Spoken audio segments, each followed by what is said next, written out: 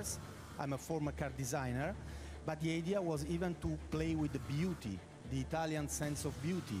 And at the end, behind watches, jewelry, hotel and resorts, perfumes and accessories, there is emotions. So when we talk about emotions, you can design a car, you can design all what you want, not just watches, jewelry and perfume. So that's the key behind this project. The watch, 2 limited edition watches with 2 different dials, and the opportunity to play and to drive a Bulgari car in the game, just to give you a different emotion, a different sensation about the brand.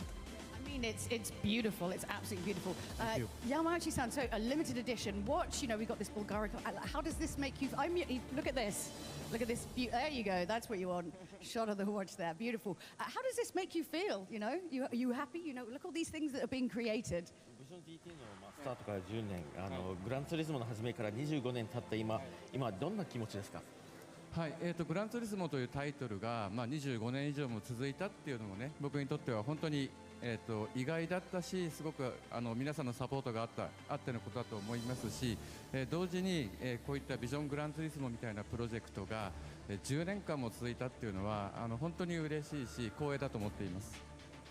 So, you know, the Gran Turismo title, it's a surprise to me that it has lasted 25 years. And it's also, you know, due to everyone here's support that it's lasted so long.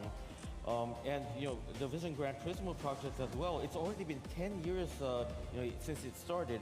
And I'm very happy about it, and I'm very honored that, you know, everyone has been with us this long. We're super happy that you've done it as well. But what do you think of the car, Yamauchi-san? What do you think? This one. Yeah. この車見るべきところいろいろあるんですけど、まず一つはね、いろんなものの比率、バランスがすごくいいんですね。So there's a lot to see on this car. I mean, first off, you look at every part of the car. There's an incredible balance of design in every piece of the car that you see. 直線と、ほぼ円弧だけで構成されてるっていうのも70年代のイタリアの車を思い出しますよね。And you know, the fact that it's created solely by lines and arcs really reminds you of the Italian cars design of the 1970s. この車はおそらくね、自動車のデザインの歴史に残る一台だと思います。And I really do think that this car is a car that's going to be marking its name in the history of automotive design. It's very, very beautiful. Please give a big round of applause to Yamauchi-san and Fabrizio from Bulgari. It's gorgeous. We love it. And we've got a little video, a little bit more about this particular car.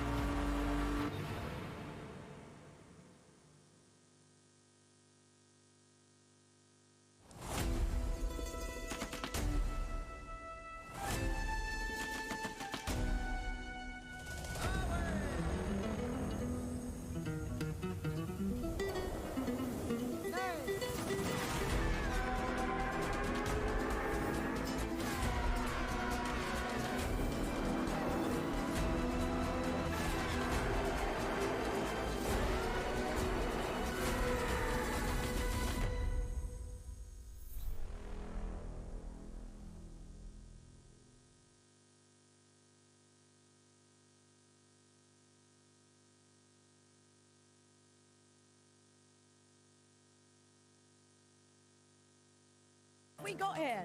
Yesterday was the Manufacturers Series where Team Nissan was victorious, even though the race was incredibly spicy around the Nürburgring, and honestly, it could have been anyone's win on that track. It was amazing. But that was yesterday.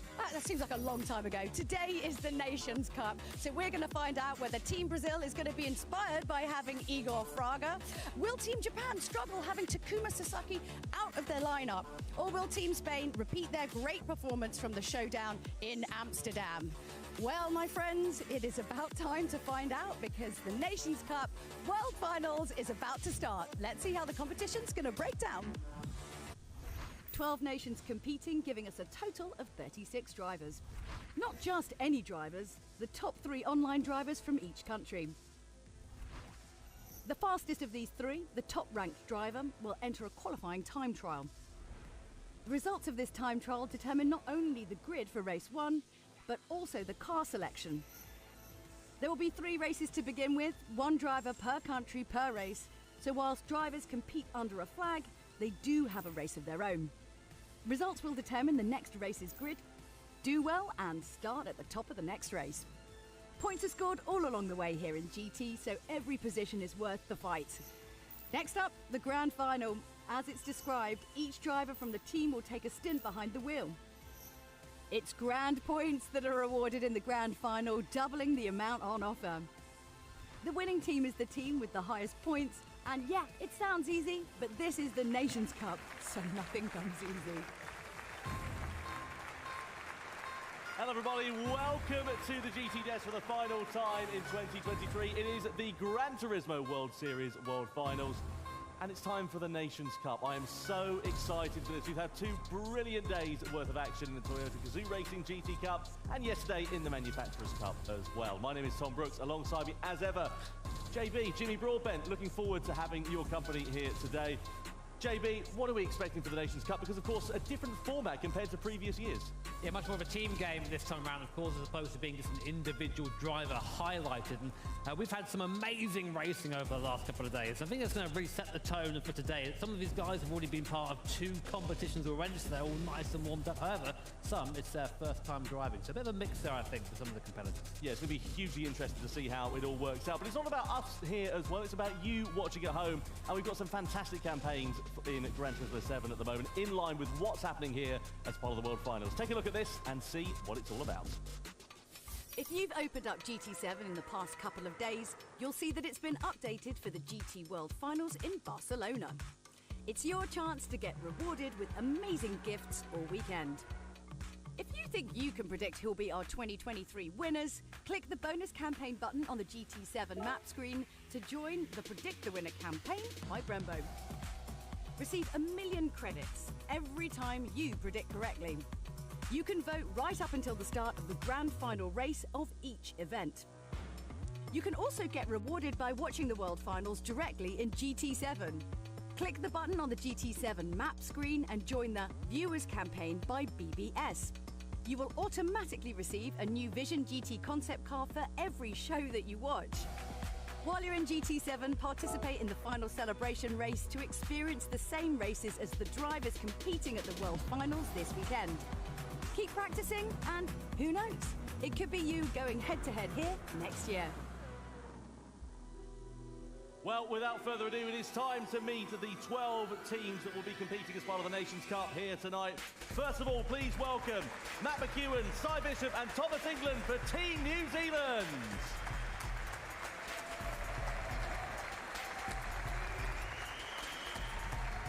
Next up, please welcome Danny Wigneswara and Taj Iman and Iqbal Suji for Team Malaysia.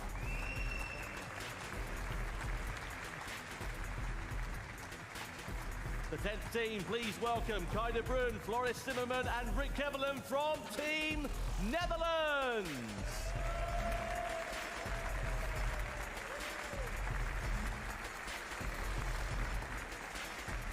From Team Chile, please welcome Angel Enestrosa, Harold Valson and Fabian Portilla.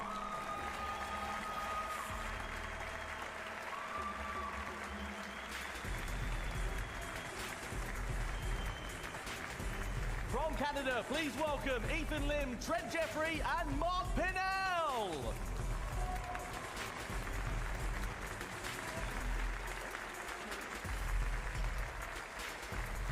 Next up, please welcome Quintenia Hall, Giovanni Bacciglieri and Keanu Defro for Team Belgium.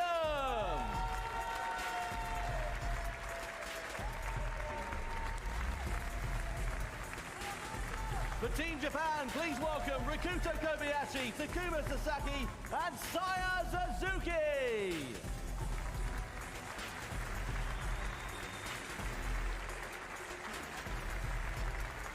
From the USA, please welcome Kevin Pounder, Donovan Parker and Kalen Roach.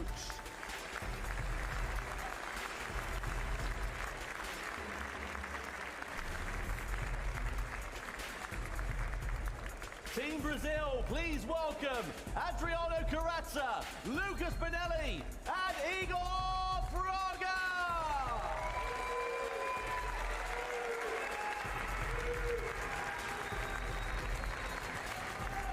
From France, please welcome Kylian Drumont, Baptiste Beauvoir and Thomas Le Boutelet.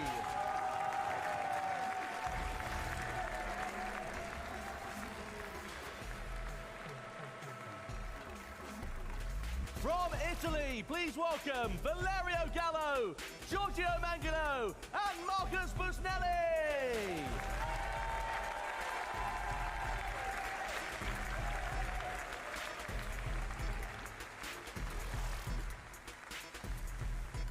And finally, from Team Spain, please welcome Jose Serrano, Coque Lopez and Paul Ura.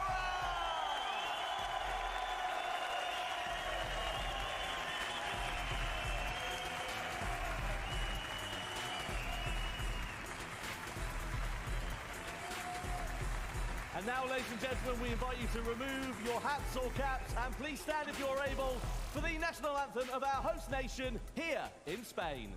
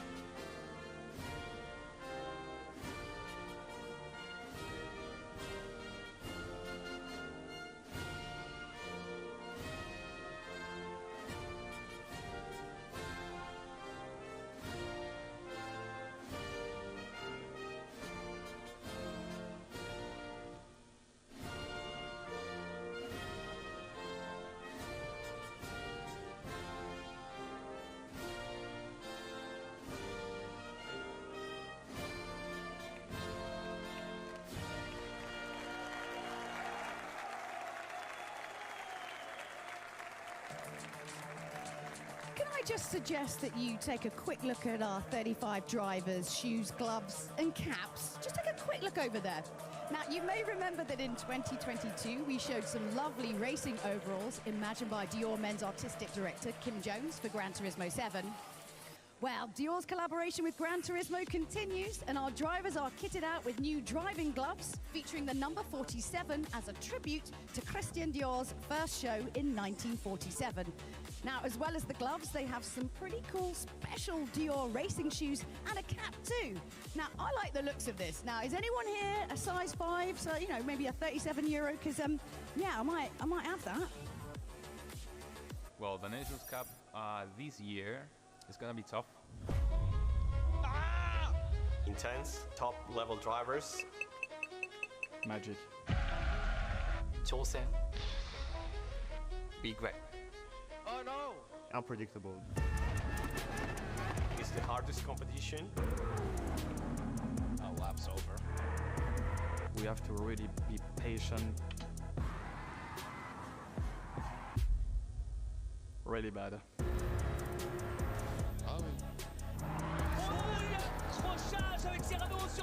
You have to also think about the other guys' plans. It's a drag race down to the next corner.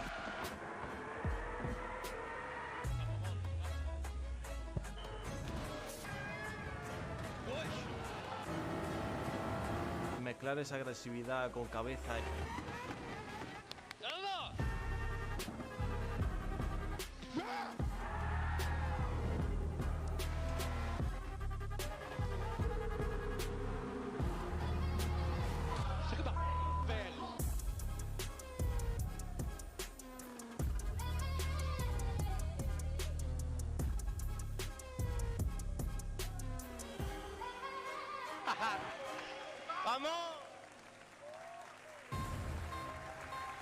Well, if that hasn't got you pumped up, I don't quite know what will. It is time for the Nations Cup finals to take place here tonight in Barcelona. Very much looking forward to this. And without further ado, let's kick things off and have a look at what happened in qualifying, which took place earlier on today. This decides the grid for the first race and also, crucially, gave car selection opportunities as well. You can see the drivers in the Bulgari Vision Gran Turismo car. It was a one-lap dash attack qualifying session. This was Team France going fastest on their one and only flying lap with Kylian Drumont at the helm here, JB. You're not a bad lap there from Kylian Drumont, but Valerio Gallo for Team Italy would go just a little bit faster, a 204.5 there from the Italian driver. Pole at the time, but would it be enough for pole overall? Yeah, that's the thing, isn't it? Team Spain have always been on the charge, and especially with their driver lineup over the course of this weekend, you can't count out Jose Serrano, top of the order as they take pole position ahead of the first race. So here is how the grid will line up for race one. Jose Serrano for Spain takes pole position, then Italy with Valerio Gallo in second, Drumont at the head of the second row, then Carrazza for Brazil, the USA in fifth ahead of Japan, Belgium, Canada, Chile, the Netherlands, Malaysia, and then New Zealand down there in 12th place. A lot of work for the Kiwis to do, but very keen to see how this is going to work out. Now, as you saw, of course, we unveiled a Bulgari Vision Gran Turismo car, and we also saw glimpses of the special limited edition watch. And without further ado, I'd like to welcome Antoine Payne to the stage to present the watch to the fastest qualifier, Jose Serrano of Team Spain. Antoine Payne is the Bulgari Watch's managing director. And as he joins us on the stage here in Barcelona, some facts about the Bulgari watch. It's a limited edition, so just 1,700 pieces worldwide, two different designs, one of 1,200 pieces, the other of 500. It is on sale as of today, and some special features about it. You can see that the Gran Turismo typeface is used for the dial numbers, and the Vision Gran Turismo 10th anniversary engraving is also on the backplate of that watch. It is an absolutely spectacular timepiece, and Jose Serrano gets to take it home with him. I'm still waiting for ours, Tom. What's going on there? Wishful thinking, I think that one, JP. I think it is, mate. I think it is. Yeah, absolutely spectacular watch and timepiece. You can see the two different designs there, one with a black face to it, this one with the yellow face to it. This yellow face one is actually the more limited edition timepiece of the two. This one just 500 of them, and as I said, on sale as of today, but it's only available in a very, very limited window. You've got just 24 hours to go and bag yourself one of those limited edition Bulgari Vision Gran Turismo watches, so you better be quick. Yeah, if you're a collector, I think this is now your time to pounce. But yeah, no watches for us, still, unfortunately, but yeah, looks awesome. Absolutely. Well, let's have a look then, shall we, at the cars for race one of the Nations Cup here tonight. So, as we know, depending on who qualified where, that was the selection that they got of those different machines. So, Spain qualified on pole position. They went with the BMW M3 Coupe. You've got the likes of Italy. They were second quickest, the Lexus LFA for them. France, third fastest on the grid, the Ford GT in the mix there. Any particular cars that take your fancy, Jimmy? Well, I mean, I'd be lying if I said I wasn't rooting for Team Brazil in the Super.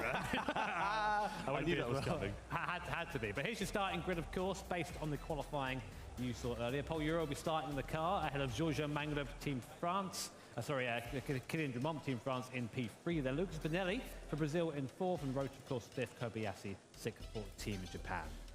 Yeah, really looking forward to seeing how these drivers are going to fare. And of course, you will see different drivers compared to what we had in qualifying. Just because a different driver qualified doesn't mean they are duty-bound to start that first race. They can select another driver from their team. But of course, each driver must do at least one of the three races. And then we've got all three of them in their teams, respectively, going head-to-head with the other teams in the grand final here tonight. Now, let's have a look at the track details for race one. Production cars, as we saw, sports medium tyres at the Trial Mountain circuit. 5 laps, no need to worry about fuel or tyre wear or anything like that. It's going to be pretty exciting because Trial Mountain always throws up good racing. Yeah, and of course, we've got that massive main straight there now, which gives us a good long braking zone into T1. A good overtake opportunity into T14 as well. We saw a lot of that in previous World Tour events, of course, the production car class being used with those Michelin Sport medium tyres. Only a 5-lap race, though, so it's going to be a bit of a frenetic sprint here. And, of course, given that we are in different cars today, maybe different strengths and different weaknesses over different parts of the circuit to look out for as well. I think that's the crucial thing, isn't it, is that obviously these teams have had to select those different cars, but as you say, they're going to be faster at different points over the course of the lap. One might be quicker in a straight line, one might have more mechanical grip. What's going to happen? Let's find out, shall we? Without further ado, let's get ourselves into race one of the Nations Cup Grand Finals here tonight.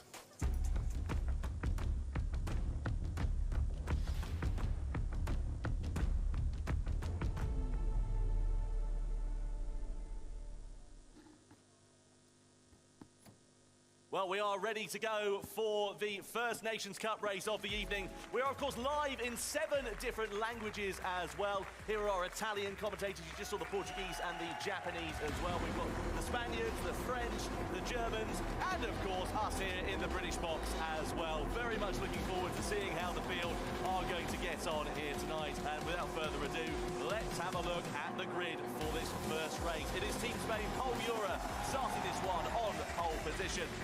Italy with Giorgio Mangano at the helm in second place, with France and Kylian Drumont taking to the wheel in third position. The Toyota Supra for Team Brazil in fourth place. Ahead of the USA, they've gone for the Mercedes-Benz McLaren SLR. Japan with Rikuto Kobayashi, there a driver down. Sasaki not able to make it here. Belgium, Keanu Defro with Canada's Mark Bennell taking to the Ferrari F40. Ninth place is the returning Angel Estrada for Chile in the Honda NSX. Then you've got Team Netherlands with Kai de Bruyne. Malaysia with Taj Ayman in 11th position. And then 12th and last on the grid, it is Cy Bishop for New Zealand in the Mazda RX-7. So 5 laps of action. Of course, this will not only determine the grid for race 2, but also, crucially, is the first opportunity to score points. 12 as the maximum available here in this race.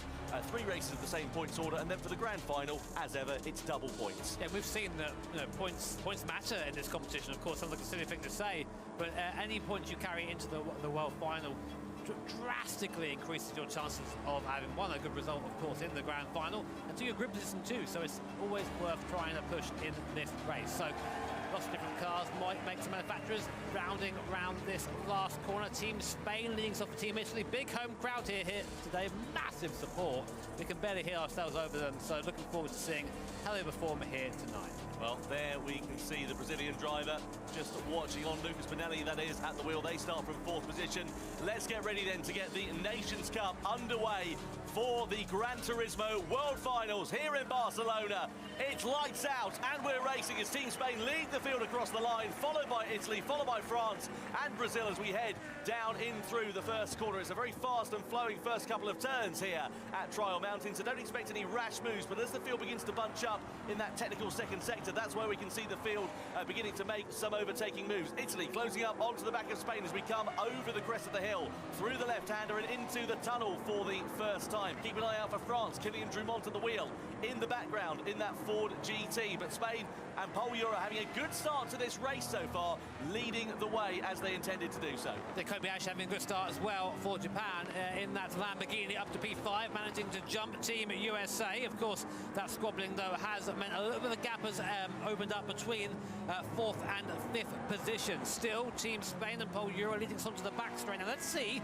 which car has the legs here. Here's where horsepower matters. You see straight away Team Italy going defensive in the LFA. That V10 engine bringing out through the tunnel here at Trial Mountain, coming down towards the first big braking zone and the first big overtaking opportunity. Doesn't seem that they're close enough right now, though. Team Italy, I should say, in the LFA, driving by Spain, as does Team France then, into the braking zone. Spain on the inside at the moment, retaking that second position, but Italy hanging it around the outside. Can they keep the lead for now? Team Spain side by side up towards the hairpin.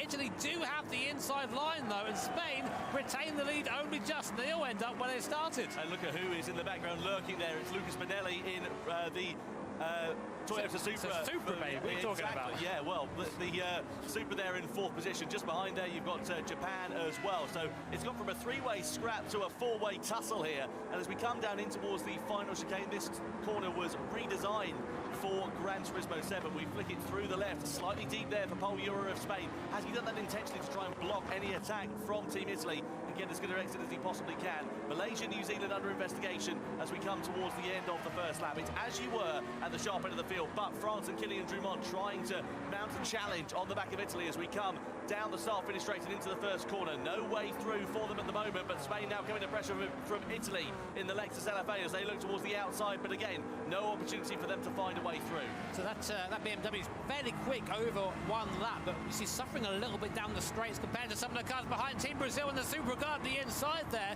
That's Benelli making a move on Kylian Drumont, who we know is very fast around this circuit. So Brazil up to P3 for now. In the background, you can see the Lamborghini of Kobayashi sniffing as well, trying to find a place against that GT. We're still looking back from the BMW of Paul Ura and Team Spain at the moment. Italy very close, though, and I wouldn't be surprised if we see a move on this straight here. I think the LFA's got a little bit more straight line speed than the BMW M3 that we're on board with. Let's have a look then, see what happens as we come down this straight. Of course, Spain don't have the hole being punched in the air in front of them. Italy do. Look at the overspeed. Pulling to the inside here is Giorgio Mangano. He's going to be able to make this move stick. In the background, France and Brazil were pretty close to one another as well. So Italy do go back through into the race lead. Keep an eye out as well. Japan looking to the outside in their Lamborghini Diablo. We're three abreast. Down into the left-hander. Brazil on the inside. France in the middle. Bit of hip and shoulder with Japan on the outside of that corner. Not too much to worry about. Brazil still holding on to third, but for how long? Because the 4GT there of France trying to pick their pocket as they come over the crest in towards the final sector. Japan with box office seats watching this view unfolding behind them, and what it has done is allowed the top two of Italy and Spain, that's Mangano and Ura, to break away just by a few tenths of a second. Yeah, but Benelli did well there to actually catch that Toyota Supra through the hairpin. He went in far too quickly, got a lot of oversteer, and just about corrected. Because of that, now Kobayashi is through and up into P4 in the Lamborghini Diablo. This is the sort of race that got me into Gran Turismo, Tom. Seeing all these different car makes there, fighting on circuit and being balanced is just awesome viewing. And now the LFA from BMW, Italy from Spain, as we come through the first sequence of corners in the background. Kylian Drummond needs to go defensive, but it seems it's not quite enough as Team Japan in the Lamborghini Diablo in that lime green up into third position for now, but on the outside for the left-hander, and France back up into third. He's in a really unfortunate position here is Rikuto Kobayashi trying to attack and defend, and keep an eye out as well. The Jaws music is playing for these drivers because Caleb Roach in the McLaren Mercedes SLR is ready to try and join in on the X as well. He is side by side with the Brazilian Lucas Benelli as they come through into the right-hander. They're going to be on the outside line, just a bit of a slight tap of the wall there. That might cost them a little bit of drive, and indeed it does. Bit of a wiggle of the hips there for Benelli, as well as he manages to get himself back up into fifth position. And also not far away is Belgium, Keanu Defro as well. So let's see how this is going to work out. What a hugely exciting start to the race. But now look at the top two here, Jimmy. They've got some 2.5 seconds over France, Japan, Brazil, who are all involved in their own battle. Yeah, this is great for these two. Japan and France changing places once again. So Team Japan in that Diablo up past the 4GT of Team France. Kobayashi at the wheel, Kylian Drummond behind. Big dive up the inside for Benelli there in the Supra, and almost followed through by Roche behind. There's contact between the three of them there. The GT of France manages to stay ahead. Here comes Team Japan on the inside. It's a carbon copy of the last lap. Supra stuck on the outside. Team Japan will stay on the inside. Kobayashi there positioning the car very well. And that's given a bit of breathing room now to Kylian Drummond and Team France. But at the head of the field, it's Giorgio Mangano from Paul Ura. And this is a great performance so far from Mangano. Of course, he was our first ever winner of any of these live events back in 2018 at the Nürburgring. And since then, it's been a bit of a dry streak, but great to see him doing well again. Yeah, it really is good to see the Italian at the sharp end. Not going so well on the other side of the coin for Kaida Brun for the Netherlands. Started in 10th place, they've dropped down to 12th. They've also managed to pick up a penalty there as well. Rikuto Kobayashi, we're just looking at here in 4th position, the Japanese Formula 4 champion this year. That is exactly the same series that Yuki Tsunoda won. He, of course, has gone on to race for AlphaTauri in Formula 1. So who knows, maybe we'll see Rikuto in a Formula 1 car in the not-too-distant future. Meanwhile, back at the sharp end of the field, Italy versus Spain as we come through on towards this back straight. Now let's see what the legs of that E92 V8 BMW are going to be. Just a couple of corners left to go. We ride on board here with Paul Ura. A bit of a slip and a slide through the right-hander. Paul, of course, won the Toyota Gazoo Racing GT Cup here on Friday as part of the World Finals, and he'll be riding a crest of a wave of confidence coming through here. Will be that LFA looks a little bit out of shape to me there going into the tunnel, Tom, but still manages to pull away. And of course, Paul Ura has the advantage that no other driver has in this race, of having the home crowd behind him. That's got to be worth at least a couple of attempts of a second, as now Spain latch on to the back of Italy. Mangano in the LFA in front, shrieking through the tunnel down towards this long left-hander, loads of camber. They're going to dive to the inside where the camber is the greatest. It hooks the car in and helps you rotate. And Spain not quite close enough for a move now, but I get the impression that maybe Paul Ura had a bit of a dry run there. Thought, okay, I think I can catch him if I'm in this position on the next lap. And if he can overtake him there, then it really limits how much of a response Giorgio Mangano can give. So really, it's a high-speed chess match here, as always, in the World Final. A little bit further back, Belgium and Chile have just exchanged places for 7th position. They're under investigation, though, for a little bit of a collision. We're already able to begin the final lap in just a couple of corners' time. This race has absolutely flown by. Of course, don't forget, points will be on offer. There'll be a maximum of 12 going to the winner in this race. Look at that from Paul Ura. He's trying to set this one up to get as good an exit as he possibly can through this final turn. I don't think it's going to be anything to challenge down in towards the first corner as we ride on board here with the 18-year-old Spaniard. He came straight from university to here on Friday and then managed to clean up in the Toyota Gazoo Racing GT Cup as Belgium do indeed pick up a penalty. But Paul will be back to uni, I'm sure, tomorrow morning here. And I wonder whether he'll have another success to discuss with his classmates. Through the left-hander we go and into the tunnel for the final time. What do you think is going to be going through the mind of Paul Ura? When's he going to be setting this up? For me, it's got to be the end of the back straight. Yeah, I think so too. And of course, bear in mind, this race is worth points and position in the next race, the Grand Final. So very important to do well here. Set yourself up nicely for the big event coming just after this race. So we're going to the tunnel for the last time. Italy, Giorgio Mangano in the yellow LFA in front. Behind, Paul Ura for Spain in the BMW M3. One last drag race now. They are fairly close, 0.4 of a second, but is that close enough for a move down towards this last corner? Well, France and Japan and Brazil are not too far away from one another for that final podium position. Let's have a look and see what Spain can do. Italy taking the defensive line as they come through the tunnel and emerge into the daylight. Side by side we go into the left-hander. The crowd are going to go absolutely mad if Spain win this one, but Italy and Giorgio Mangano not giving this one up. They're slightly deep though. Spain and Ura are going to get the switch back on the inside here. Can they hold that though to the line as we come down through the final couple of corners? Greatly timed move there from Paul Ura, driving for the win and 12 points in the opening race of the evening here in the Nations Cup behind Japan, France and Brazil lining astern as well. We come through the final series of corners and I think Paul Ura has got this one in the bag if he's able to keep as it is. He's got just a few tenths of a second over Mangano and Italy as they head through into the final chicane. So barring any mistakes from the young Spaniard, it is going to be first blood to Paul Ura and to Team Spain here at Trial Mountain for Nations Cup. Race 1, they take 12 points and of course pole position for race 2. Team Spain taking the honours here for the opening race of the evening. Italy finishing in second place with Giorgio Mangano at the wheel and Rakuto Kobayashi 3 places up from where they started in third position. The final spot on the podium ahead of France and Brazil who complete the top 5. But a really exciting first race there and Team Spain starting exactly as they mean to go on. Yeah, proper statement of intent there for Paul Ura and Team Spain, of course, the Toyota Gazoo Racing GT Cup winner on Friday. Incredibly fast yesterday as well in the Manufacturer Series, and now, of course, here in the Nations, just showing how talented he is. Great drive as well for Kobayashi for Japan, of course, up 4 places up to P3 in the end there. So great result from him, of course, in Italy in second place with Giorgio Mangano. Yeah, hugely exciting stuff from our drivers. Let's have a look at some highlights then, shall we, from that race. So, Team Spain, Paul Ura started this one on pole position, followed by Italy, France, Brazil and the USA. That was your top 5 as the race began. Didn't take long for things to kick off though. Brazil and France having a little bit of contact at the start of the second lap, and that allowed Japan to come into play there as well. You wonder whether the USA and that McLaren Mercedes SLR might try and have a little nibble, but they were just a little bit too far away right when it mattered. But Rakuto Kobayashi, some fantastic racecraft, exactly what you'd expect from the Japanese Formula 4 champion. Yeah, exactly, and that fight went on for pretty much the entire race. You see there, Supra on Diablo, only in Gran Turismo can you see that sort of action. Here was the overtake for the lead on the last lap from Team Spain. Paul Ura going the long way around the outside. Giorgio Mangano trying to come back at him on the inside, but just overshot the braking zone ever so slightly. Paul Ura says, thank you very much, mate.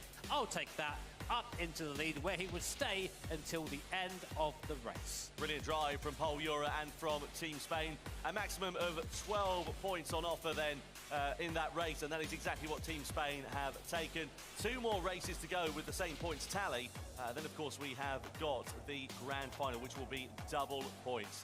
Let's head down to Julia, who is on the floor. She's catching up with our winner from race 1, Paul Ura. Well, my goodness, what a drive! Let's hear it. Are you having a nice time this weekend? You're having a nice time, right? I mean, okay. How concerned were you when Giorgio came and took pole position? Were you worried? You were like, okay, this is cool. I'm just going to hang out, and then I'm just going to take it back. I'm fine. No, I think everything this weekend is looking less concerning than it actually looks. You know? Yeah. But yeah, it was good. It was good.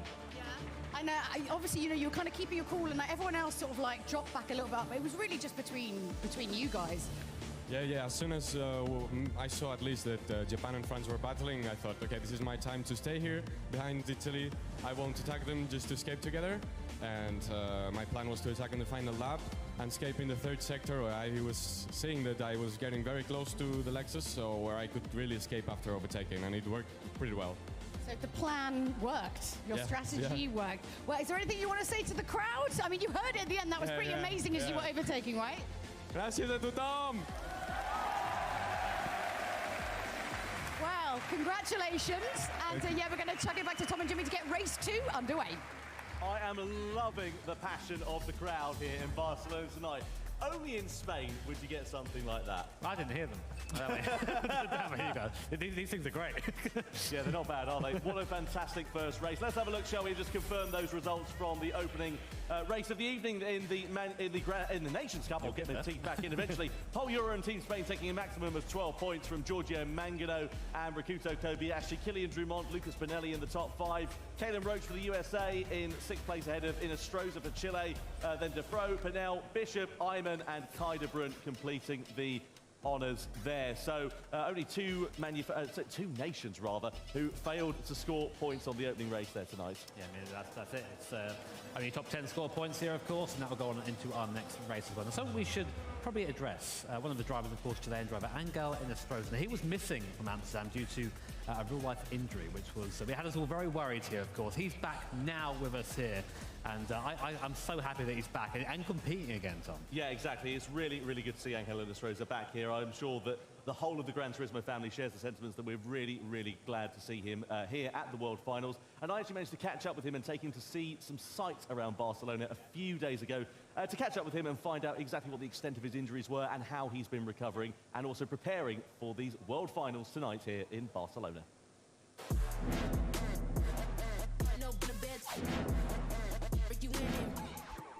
Hey man, how you going? Fine, you? Yeah, all good. What are you doing here? Ah, nothing. Okay, then what are we doing tonight? Well, I'll be your driver for tonight. I'm going to show you around Barcelona. I lived here for a couple of years, so do you fancy going and seeing some sights? Yeah, for sure. Let's go.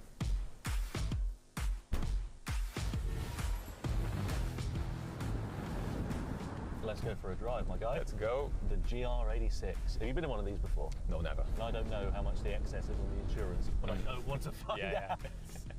So, you had an accident. How long ago now? It's been 4 months since the accident. Actually, driving a motorbike. Yeah, I literally flew through the air. I'm limping, but it could have been a lot worse. I think I really got lucky. Not many people would say, I got lucky after that. How is... Oh, goodness, because I nearly crashed. And how has what happened to you affected your preparation for this event? It affected a lot. I couldn't do anything with my leg for the first 3 months. I had to modify my rig at home. I don't have the same range of movement, so I had to change the pedal angle. The response of the foot is not the same. The whole thing I've achieved in these 4 years, it's been really amazing. Being able to compete at the top level, that gave me the strength to get back here as fast as I could. Is there a car coming that way? Okay, all good. All good. I got... De nada. Where would you say that's where I'm strongest? Consistency. Consistency? Yes. That's the mark of a great racing driver though, isn't it? If you are consistent but not fast, you're getting nowhere, you know.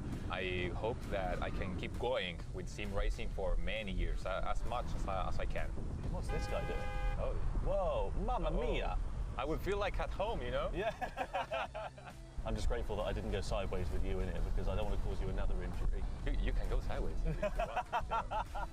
Right, well there we go, my guy. We have arrived for you. Okay, perfect. That's 20 quid extra for that, yeah? Okay. Hey, it's such a pleasure. Good luck this weekend. Thank you, man. After you.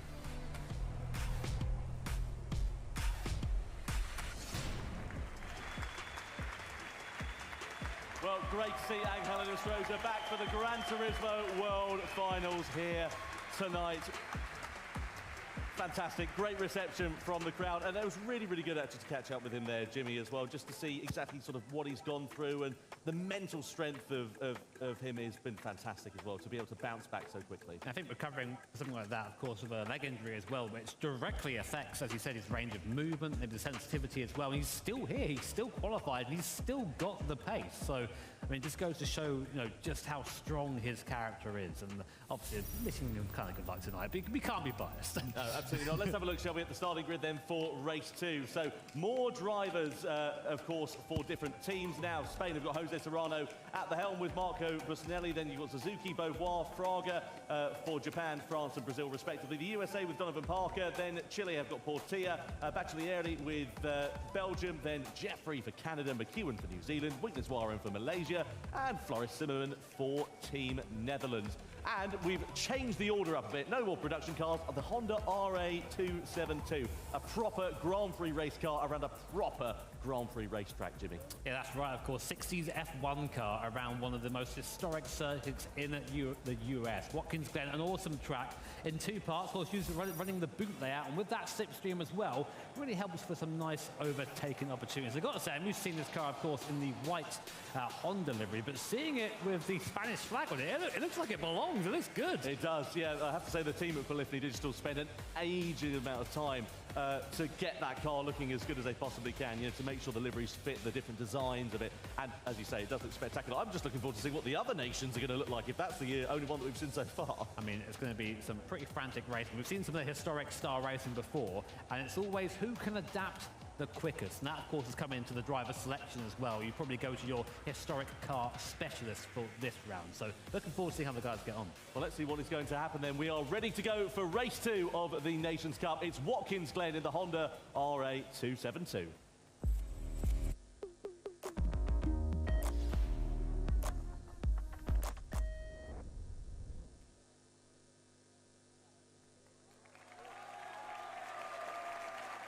Well, the crowd applauding Jose Serrano here tonight. Let's see what is going to happen for the second race of the evening. First blood, of course, going to Spain.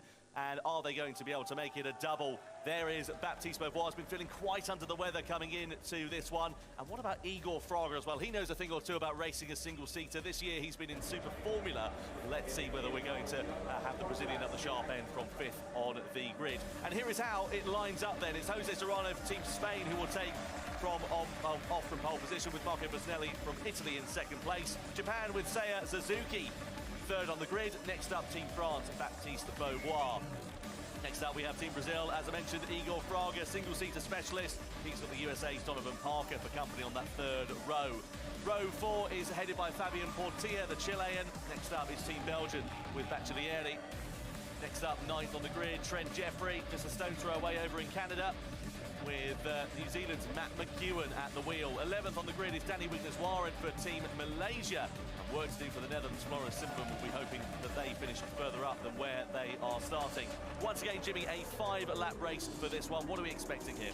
Well, I think a little bit of a slipstream battle at first. We've got a very long run down to the first chicane after the start-finish line. And it's a very good place to overtake if you're far enough alongside. If you're not, that chicane's very quick, and it can lead to quite a big accident if you're not careful. I've got to say, Tom, looking through the field, I think the Malaysian livery is probably my favourite out of a lot of them there. You see the drivers, one last little bit of preparation, that massive live audience sitting behind them here at Barcelona. Live point rankings right now, of course. So Spain and currently from Italy and from Japan, all to play for in this race 2 in the World Finals. Well, there is Matt McEwen for Team New Zealand. 10th on the grid is where they start. They were 11th in the World Series Showdown a few months ago in Amsterdam. Will they be able to improve on that position and get some more points on the board? Danny Wigneswaran for Team Malaysia, 11th on the grid also. But it is Team Spain and Jose Serrano who will start this race from pole position. Race 2 of the Nations Cup Grand Finals here in Barcelona is underway at Watkins Glen as the field heads down towards the first corner. So, Spain from Italy, from Japan. No downforce, of course, on these cars. Expect them to be sliding their way through a few of these turns, and it's going to be interesting to see how they adapt to this at the fast and flowing Watkins Glen circuit. It is a spectacular Grand Prix track. It was on the Formula One calendar through the 60s and into the 70s. Now, let's see whether we will have some great Grand Prix racing here. Spain leading the way from Italy as we head towards the bus stop for the first time, but Italy looking to try and challenge already as we go side by side. Spain and Serrano just covering off Bustinelli's challenge for now. That's what I meant, just sort of maybe thinking the better of it for now. It would have been a late lunge, would have been quite a big accident there. Spain did have the track position, but we now go on board in this awesome Honda. It's awesome to have these cars represented as we go. Oh, big lunge there by Bustinelli. I was just saying, I'm going to go, oh, and Spain. They're off. Spain in the wall. Spain have been shunted off there in the barrier, Tom, down to P7, much to the dismay of the home audience there. And I think that maybe Marco Bustinelli just became the most unpopular person in this room. Well, I don't think it was intentional, but either way, they may be a slap on the wrist. And you see under investigation already.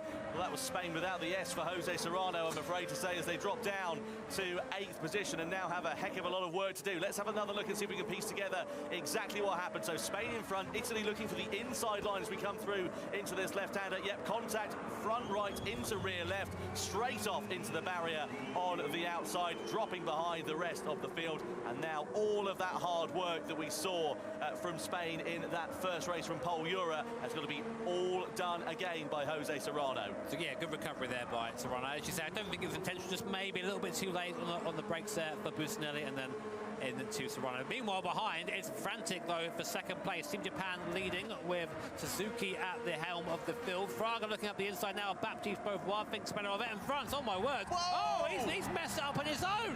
He sent it off the course there. Too late on the brakes. The car spun.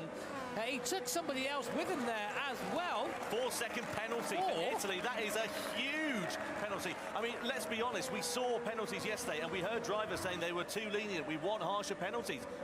You've got a harsher penalty, 4 seconds. I know that some people will say, well, that was unfair and the punishment doesn't fit the crime. That's what the stewards have awarded it. Let's have another look at down towards that first corner. Keep an eye out for France. On the inside is Brazil. Behind the wheel of that French car at the moment is... oh, look at that, just going through, sliding the rear by Chile as well there, sliding and lighting up the rear tyres, and France now dropping down into 8th position. So a lot of work now for Kylian Drumont to do. So Team Chile now, yeah, Fabien Portier up into P3, so they're going to be P2 after this, because this 4-second penalty, where's that going to put him? Where's that going to put him right at the back of the field, because it's not just 4 seconds taken out of your time, you are on the brakes for 4 seconds till you get down to pretty much a pit lane speed limit, and then you have to wait for that to elapse, and then you can get going again. So here we go, on the brakes. This will feel like an absolute eternity for Bustinelli. Through goes Varga, through goes Suzuki, through goes Portier as well. Fred Jeffrey up into P4 there for Team Canada. And Italy will be just behind there. Jose Serrano. Serrano's probably figuring, oh no, come on, mate. Take it easy. Just if I may correct myself earlier on, I said that it's Kylian Drumont behind the wheel of the French car. It's actually Baptiste Beauvoir who is at the helm of that machine, sitting in 8th position. So now we've got France, Italy and Spain all on the recovery, all out of position from where they started. It's a smile from ear to ear for the likes of Chile, for the likes of Brazil, and also Canada now in this race, all inside the top 4 as it stands, and it's completely changed the complexion of the championship. I know we're only a couple of races in, and there's still plenty of this race left to run, but it's certainly a signal of intention. USA to the inside of Canada, down towards the first corner, side by side they go. USA holding firm there. Donovan Parker up the inside of Trent Jeffrey and through into 4th position. As we now look at Chile trying to close down the gap to Suzuki for Japan in front. You see there a quote from Portier, who's driving right now, saying this is the hardest competition in GT. The highest level of drivers sit here, and you see that in the background there as USA defends from Team Canada. We're on board. We're with, Team Chile now. In the background again, Canada and USA side by side through there, just about keeping it together. Team Chile, I mean, this is probably not where they expected to be coming into this race, but of course we saw Serrano hit off earlier on by Team Italy, who then served their penalty. They're down in P8 now, and Brazil and Igor Fraga. Fraga's where he wants to be at the moment. He likes to lead a race, does Igor Fraga.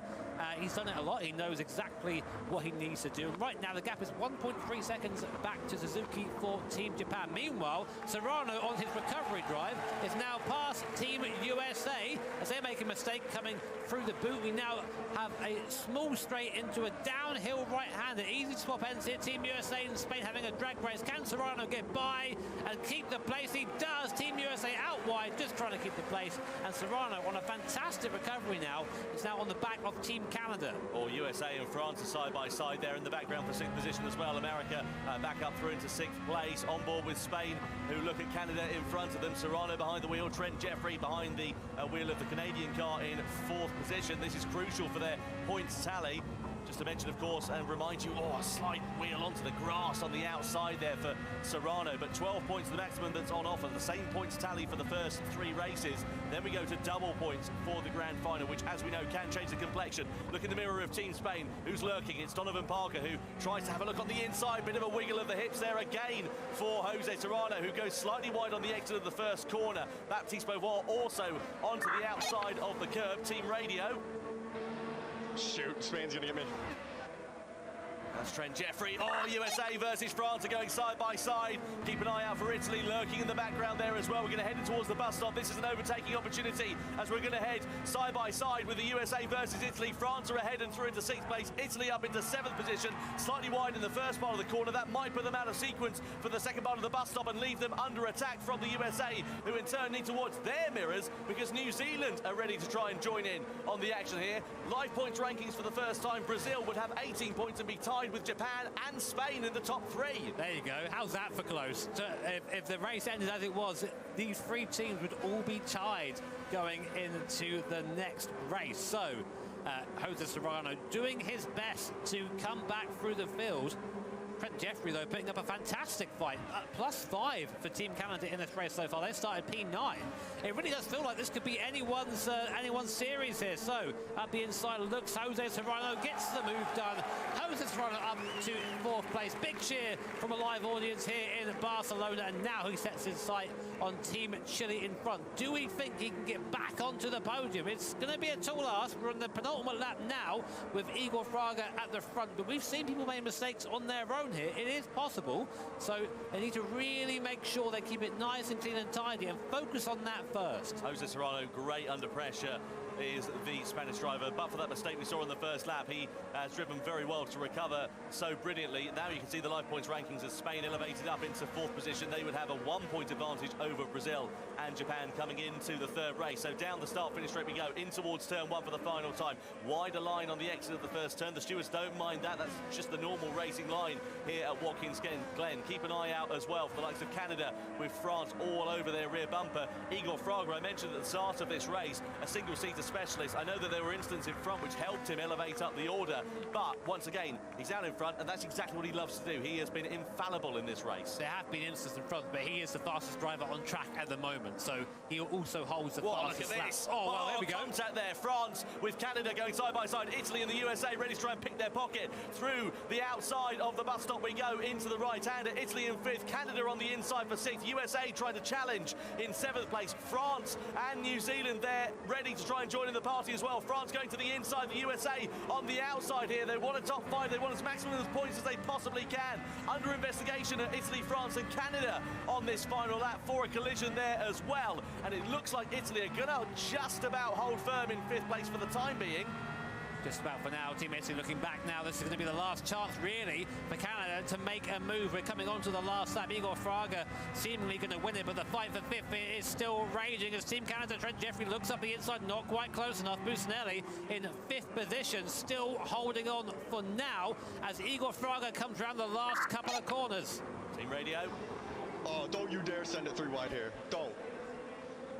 That's Trent Jeffrey there just saying don't send it 3 wide there. They want a nice calm end to this race. What a job though from Igor Fraga, the fastest man on track. Brazil bounces back in race 2 to take the checkered flag in the Nations Cup here at Watkins Glen. It's Igor Fraga and Brazil on top. 2nd place for Saya Suzuki and Team Japan. 3rd for Chile. 4th, a brilliant recovery for Spain ahead of Italy, Canada, France, New Zealand and the USA. Side by side for 10th with Malaysia and the Netherlands as well. Malaysia and Weakness Warren just getting the better of Floris Zimmerman, and a penny for the thoughts of Bachelieri, the Belgian driver, dropping down into 12th place at the checkered flag. But what a fantastic drive from Igor Fraga. And look at the Chileans as well. Just saw the team going over to talk to Fabian Portilla after a dramatic race for them. And this is going to be an advantage then of just 1 point going into this last third race of the evening for the Nations Cup for Team Spain. So with that consistency of Igor Fraga there is what won him the race easily. There were events that happened, of course, but he would have been a tenth of a second over the last 3 laps. That's how close his times were. So the highlights, of course, of the race, this was the big one. Businelli going into the back of Jose Serrano, putting the pole sitter into the wall and down to 7th place on the first lap. Massive for that. And of course, it was this. Is Kylian Drumont getting it all kinds of wrong into T1. Off the course he goes, taking Team Japan with him at that point. And this is what gave Team Brazil the advantage. Yeah, really sideways there. Just got a clip from Chile for good measure there too. Meanwhile, this was Japan versus Chile, and Chile having their own moment coming through into that left-hander. Japan picking their pocket and going up the inside. Meanwhile, Spain on the recovery after that first lap drama. Bit of contact there with the USA. That left them, in turn, under attack from France behind as well, with Baptiste Beauvoir at the wheel. This is Trent Jeffrey in 4th place, as we saw Serrano going through on his inside. A magnificent recovery, but what a drive from Igor Fraga and for Team Brazil. I know the incidents helped him get to the front, but he was able to stay there quite commandingly and pull out a gap over Japan, Chile, and the rest of them as they completed the podium. Spain in 4th, Italy 5th, Canada in 6th place. And this is what it meant for Igor Fraga. Let's go down to the floor. Jules is catching up with our winner for Team Brazil, Igor Fraga. Igor, how do you feel for that 5th to 1st? That seemed very comfortable. I mean, it wasn't that comfortable, but yeah, I just drove and then suddenly I was in P1. You don't even know what your strategy was. Yeah, I just drove. And then when I realized I was in P1, and then, you know, it was just about to break the draft from the Team Japan. So I tried to go as fast as possible, and I could manage to put a little bit more gap, and yeah, it was a good race. Yeah, I mean, you increased the gap, you kept it really steady, you seemed like nice and calm. Yeah, it seemed okay. Yeah, but this car was super tricky, and especially through the bus stop chicane, it's super hard because the car bounces a lot through the curb. So, you know, I was trying to nail that every time.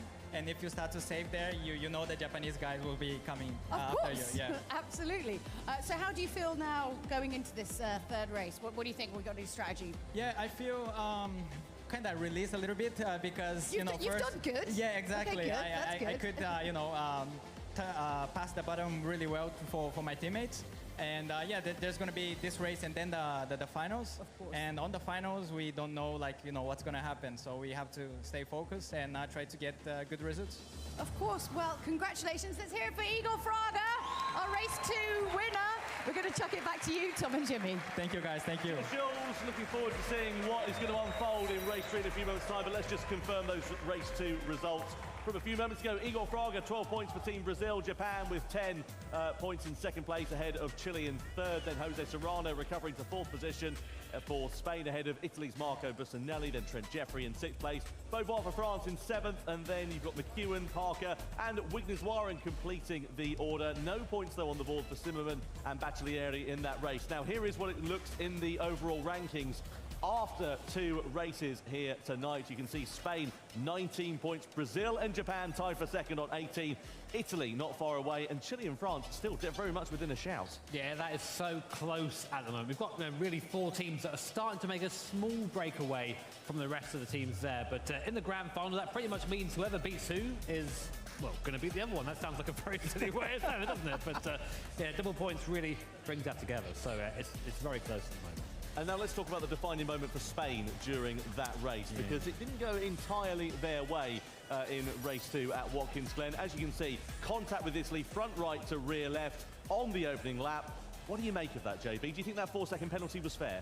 I think you have to think about how that affected Spain's race there. I mean, 4 seconds is a very harsh penalty, but it did put him back to where Serrano was. It brought them back together to where they were before the incident. So in that respect, I think it was fair. But also, if you look at it, it was, I think, just an honest mistake from Businelli. These cars are very, very difficult to drive, even with the Michelin slick tyres, which is not what these cars run in periods. So, yeah, I think it's fair in the end. Now, of course, for this year, we've got a new format for the Nations Cup, which we're absolutely loving, by the way, the team aspect. No longer is it an individual driver all going for their own glory. Now you've got to work as a team, as part of your own nation. Have a look at this BT as we find out exactly what it makes for teamwork to be the dream work.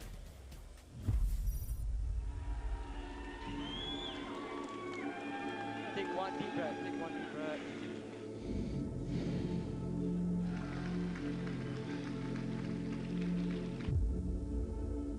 Prior to 2023, all Nations Cup championships were raced individually. Starting in Amsterdam, the competition introduced a new format. Now, we race as a team of 3. It feels good to have teammates, being here to compete with everyone else. Mic test. Yep, we're good. Mic check, Danny. Check. You can hear me right? I can hear you. Radio comms play a huge part. I'm excited to use team radios because it adds like another layer to the event. I P21, okay, lap 21. Okay. In terms of the strategy, I think it's going to be a good help. We use radios in the actual race for really important stuff. Who's behind me? Who's behind me? Pushing the limits of the tires, the car, the fuel. Tires New Zealand on. Tires. The tires start struggling. If the rain is coming, if the weather's gonna change. Holy, this is slippery, man. What can I do to catch up to them, pass them? You can get up here. Sometimes the scenarios that you don't predict. Wow, okay, I have no power. You have to think about also what the other guys are gonna do and try to find the best strategy. We have to work together, strategize together, and make sure we don't make mistakes. How aggressive is Kai normally? Does anyone know? I wouldn't take any chances. We had a lot of pressure in our shoulders because we just can't mess it up. It's very, very intense. There's a lot of eyes on you. Yeah, there's a lot of pressure. Let's get it. Let's go, dude. Let's go. This race is gonna be amazing, but at the same time, a big challenge. I just can't let the pressures take advantage of me. I totally did not just slam into the wall for no reason. Try not to embarrass yourself. You I don't know if that's legal. We are more ready than ever for this World Final. We are not favorites, but we can win for sure. How you feeling? Feels pretty good. And when you put in a good performance, make your teammates proud, you make your country proud, it's fun. Well, there you are. That's what it takes to make the teamwork be the dream work. Jimmy, you can kind of relate to that, can't you? You've had to work as part of a team for your racing career this year. Can you relate to what they're talking about? Yeah, I mean, it's super important to be very transparent with your team. You know, the ultimate goal is performance. So that sometimes means being honest with yourself, working out your strengths and weaknesses, and then discussing that with your teammates. But sometimes it means telling your teammates off when they're being a bit silly. So, yeah, it's definitely a team game. Let's have a look, shall we, at race 3. Get ourselves straight into it. It's the last of the normal point scoring races for this one. And it'll be Brazil that will start on pole position for Adriano Carrazza, with Rakuta Kobayashi for Japan in second place and Harold Volson for Chile in third. Koke Lopez, former champion of 2022, of course, in fourth place ahead of another former champion, Valerio Gallo from 2021. He lines up for Team Italy in fifth. Then you've got Ethan Lim in sixth place for Canada, Le Boutelet for France in seventh place, New Zealand for England, then Pounder for the USA, and so on and so forth. Now, of course, we're here in Barcelona for the World Finals. Where else could we go for one of our races but the Circuit de Barcelona, Catalonia? It's only a stone throw away. And of course, it's the no chicane layout as well, the proper layout. We love this one. But interestingly, Jimmy, just to throw another curveball into the mix, a Peugeot 908 HDI. Yeah, amazing car. Diesel as well, of course, little known fact. But we've been worried, I've said this a couple of times over the course of this weekend, that Catalonia might not produce good racing, but every race we've done on camera and off camera has just been simply fantastic. And I've got no doubt it's going to be exactly the same today, especially with this Peugeot 908. If you're a fan of Le Mans, you're going to know this from, I think, 2010 and 2011, if my memory serves. Someone's going to correct me if it doesn't. Amazing downforce car, lots of power in a straight line as well. And round here, incredibly fast lap time. So it's going to be testing the Twitch reactions today, I think. I'm looking forward to seeing how this is going to get on then. Let's get ready, shall we, for race 3 of the Nations Cup for the Gran Turismo World Finals here in Barcelona.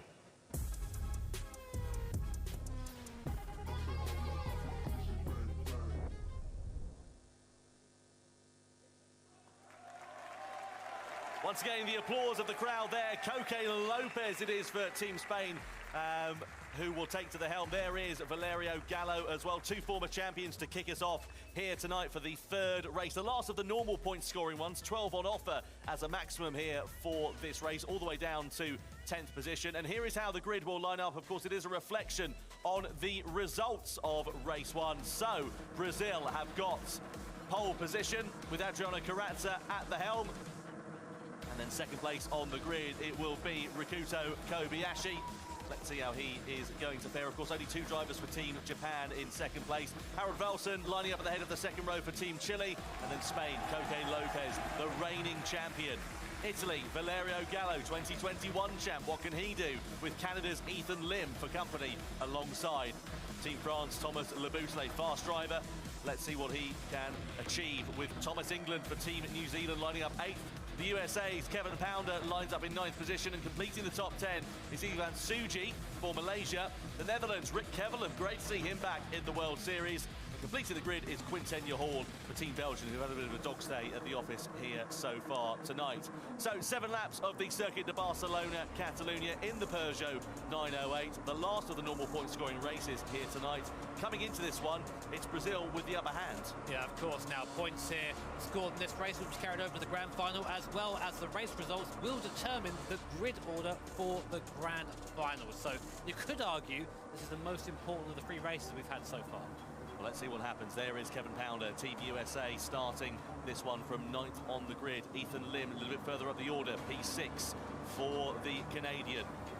There is Quintenya Hall, Belgium rather, I should say, needing a strong race to try and turn around their fortunes. It has been a challenging time for them in the Nations Cup World Finals here so far tonight, and this is going to be hugely exciting to see how it works out and changes the complexion of the championship before the grand final. It's Brazil from Japan, from Chile, as we get ready for the 3rd race of the Nations Cup for the World Finals here at the Circuit of Barcelona, Catalunya. We go green flag racing, Brazil leading the field over the rise of the hill and down in towards the first corner from Japan, from Chile. Brazil already going for the defensive line. It's an incredibly long run in towards turn 1, but that's not stopping anybody behind from having a look for a position there on the inside. Brazil slightly wide there for Adriano Corazza out of turn 2, but nothing really to worry about as they come up into turn 3 and turn 4. This is where the field should begin to bunch up and where we may see the first overtaking opportunities coming into play. Some defensive driving in the background there from Team Canada on Team France, but just about keeping the place for now, as we now come round to one of the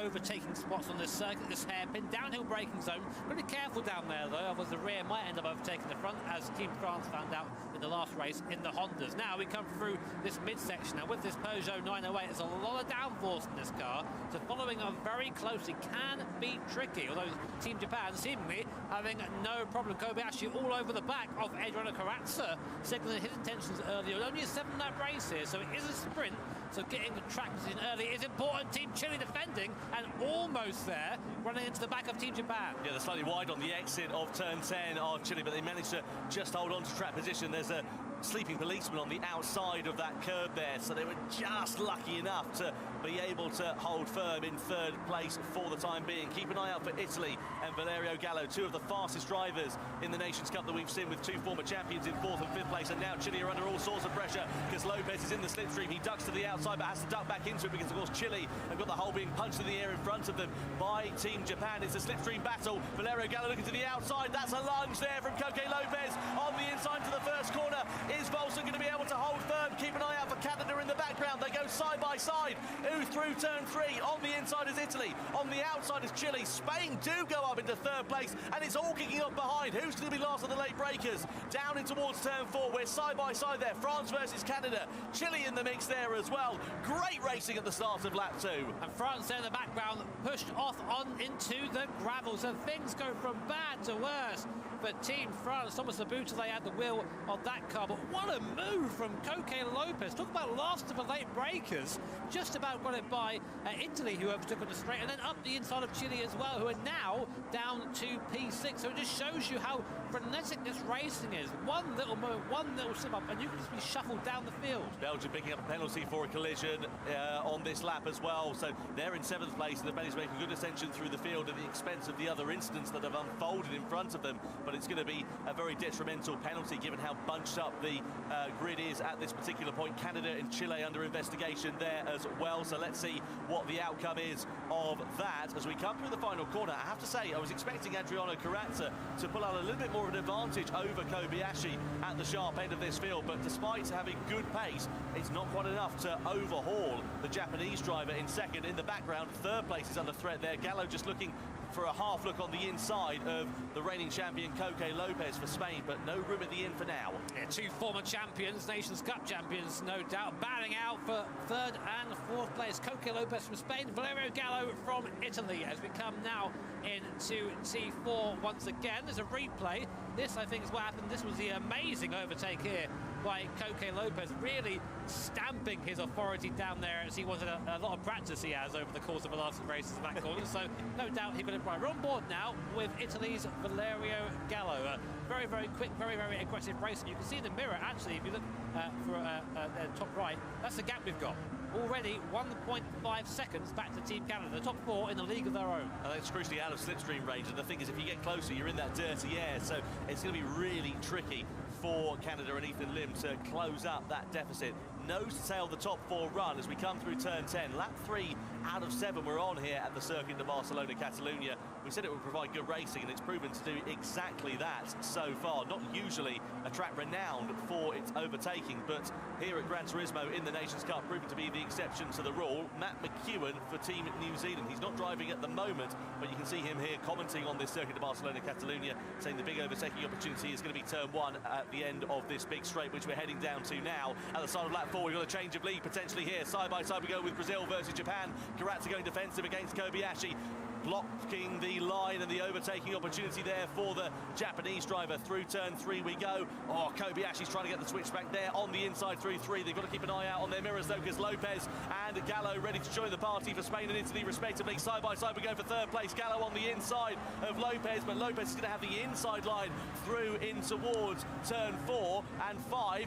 Can he hold firm for now, the Spaniard? Yes, just about for the time being. So it's as you were at the front. Saw there, I thought that Coque Lopez might have a chance actually on Team Japan there, but just caught the marbles on the outside, a little bit sideways there, slowed down his exit speed, and he was forced again to defend from Team Italy behind. And even with all that fight in the gap, back to Team Canada is about the same. So all it really takes is one of these guys to make a move for the whole order to change. So Brazil, Carrazza, feeling like he needs to go defensive. I see Valerio Gallo in the background taking very well. There's contact between Team Spain and Team Japan. I think that Carrazza was slow getting out of the corner. Big Constantino effect there. Now the positions stay as they were in Italy, and Team Italy with Gallo there getting sideways, trying to get in front nice and quickly. That no chicane layout when you get a massive fast run onto the straight here, but at the moment Coque Lopez under pressure from Italy to go down towards T1. Here you can see the live point standings if it happened as it was now, but that's all going to be set to change as we are ready to go 3 wide down the start finish straight here at the Circuit of Barcelona, Catalunya.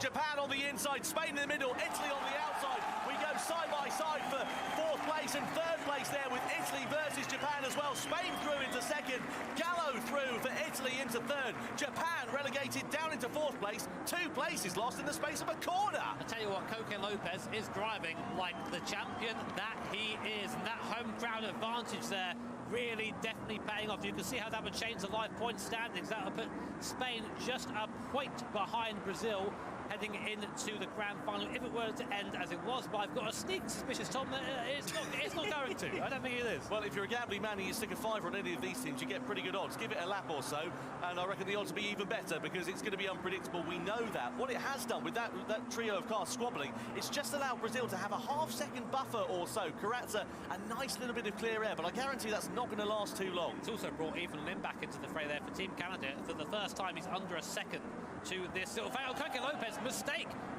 coming out of the hairpin, sideways trying to get on throttle.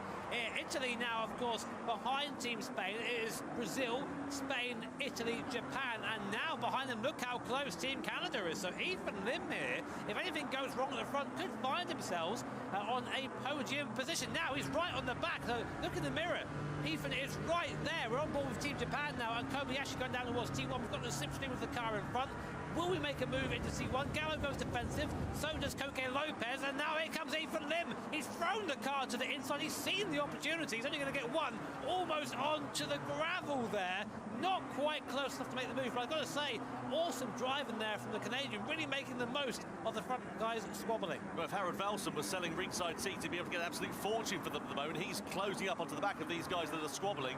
In 6th place at the moment is the Chilean driver. Down in towards 5 we go then. So penultimate lap, Brazil and Adriano Carrazza pulling out and extending their advantage just under 0.8 of a second. Final warning for Team USA as well. We saw them have a bit of contact in the opening stages of that race, and the steward saying, if you do that again, well, we're going to slap you on the wrist with a penalty. They're down in 10th position, and that is the last point scoring place in this race. So let's see what the stewards do deem if they do get involved in any further dramas. Down in towards 10 we go. Meanwhile, Coque Lopez, the reigning Nations Cup champion here for Spain, in 2nd place, soaking up the pressure by Valerio Gallo for Italy. Now, a little reminder, of course, that the finishing results from this race will determine the grid positions for the grand final, as well, of course, as a few extra points if you finish well. So that's why everyone is so keen to try and get as far up the grid as possible. We come on to the final lap now, and Valerio Gallo locks on to the back of Coque Lopez, the 2021 champion versus a 2022 champion,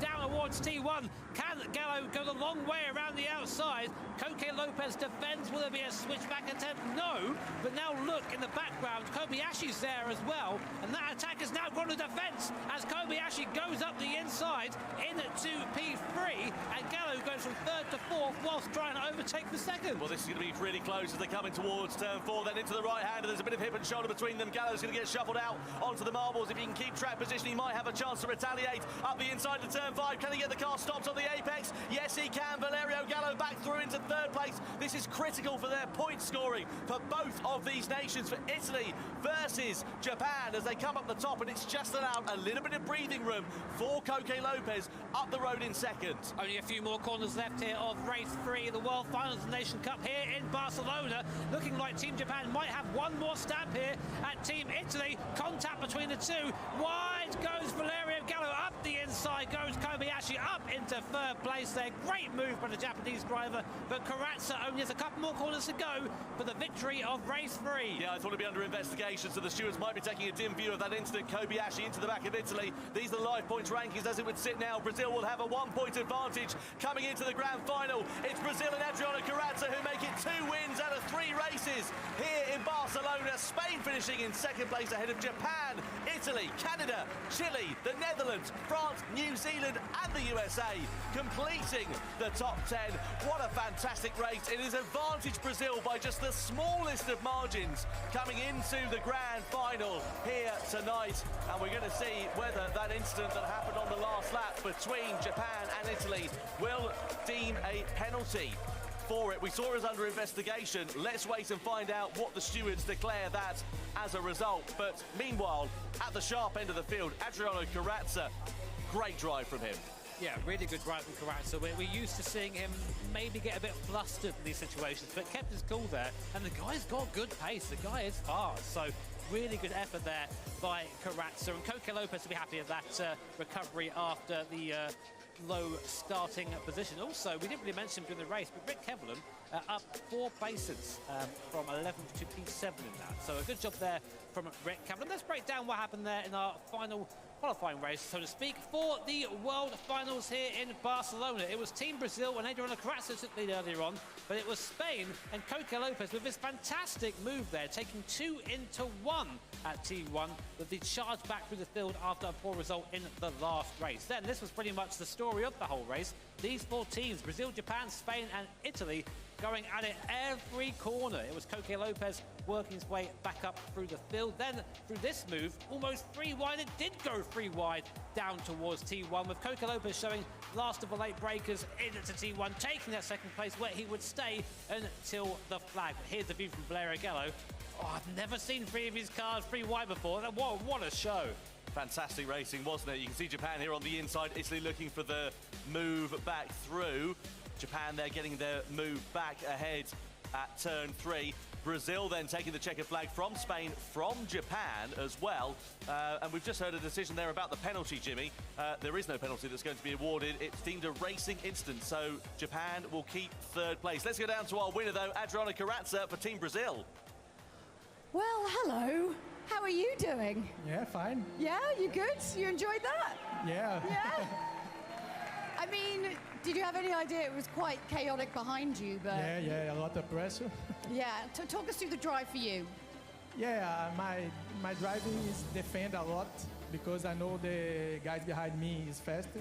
So I try to defend it and keep the gap and keep the pace and save a little bit of the tires, and that's it.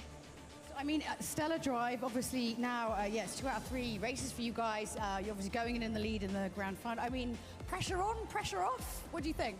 Yeah. Brazil, Spain, I think is a great battle on the final, and I hope is Brazil win. Well, yeah.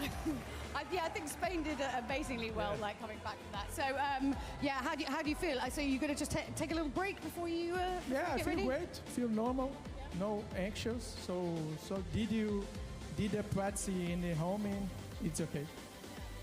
Well, you're doing good. You just got to keep it together for the grand final. Thank you. Look, big congratulations. Let's give it up for Adriana Carrazza from Brazil, winner of race 3. Thanks to you, Tom and Jimmy. Great to hear from Adriana Carrazza. Great to see the Spanish crowd being as passionate as ever as well.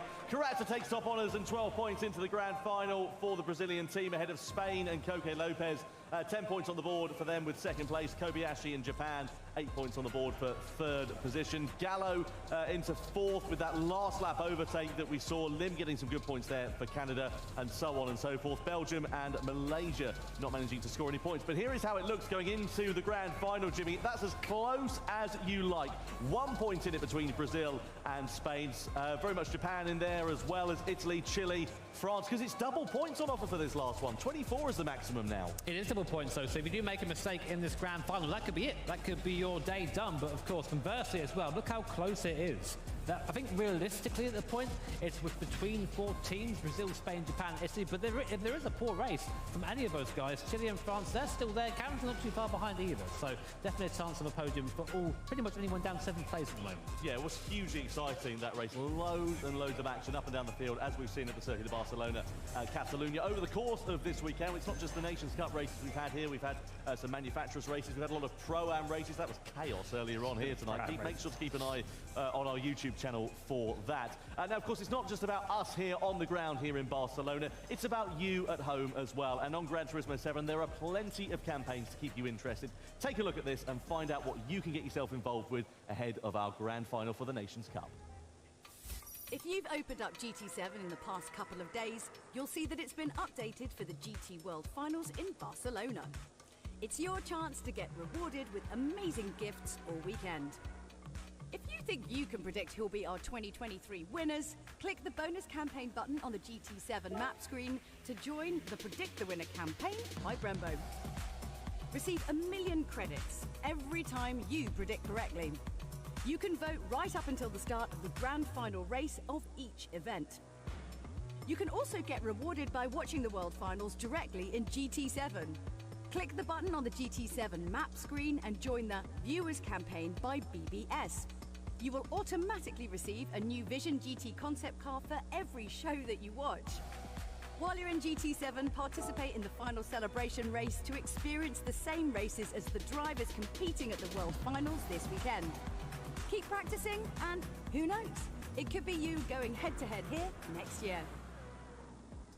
Well, there we are. Don't say we don't try and keep you entertained on Gran Turismo 7 over the course of this one. Some brilliant prizes there. My only wish is that we could get involved, but we're stuck here talking about it. I'm not complaining, I'd like to add. Oh, what a shame. Here we are at the live venue. Oh, what a shame. It's a Greek tragedy of all things, isn't it?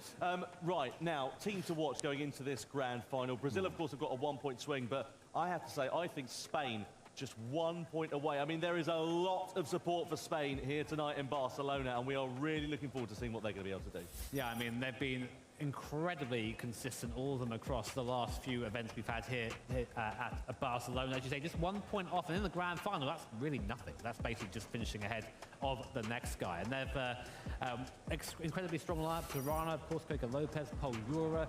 Here, however, is one of the bad highlights so far for Spain. This is what, you must wonder what could have been if not for this incident, Tom, in race 2. Quite, you call it a highlight, rather a low light, but it was a great highlight of a recovery for Jose Serrano in that second race of the evening. You can see them making their way through up into 5th place. Then eventually they would go on to finish in 4th position with this move on Canada coming down into the right-hander. It's been really interesting, and we've challenged the drivers quite a lot coming into this one because, of course, there are different car and circuit combinations. Let's go down to talk to Jules, who she's got Team Spain ahead of the grand final. Well, yes, I'm down here with 2/3 of Team Spain. Let's hear it for Team Spain. Come on, 1 point difference going into the grand final. I mean, 1 point, what does that even mean in a grand final? It's nothing. How do you feel going into this final race? You feeling confident? Yeah, we think we have chances, but we don't want to be overconfident. Everyone will be fast. We have to be careful with everyone. I mean, it's been amazing driving, and everything you've done has been perfect. The only reason of difference was nothing to do with you, do you know what I mean? So you must feel really, really confident. I'm excited to see how this is going to go. Who's your biggest, are you most worried about Brazil? Like, who's your, or Italy? Is it revenge? We actually have more than one worries. So yeah, we have to be careful with some teams. They are very fast. Also be careful about the strategy, because everyone's gonna be on a different strategy, and yeah, we have to really take that into account. How are you feeling, Jose? Bueno, la verdad que me siento muy bien. Bastante complicada la carrera de antes. Y bueno, lo hemos hecho lo mejor que hemos podido en mi carrera, y muchas gracias a la afición por todo el apoyo que nos estáis dando, y ahora viene la hora de verdad.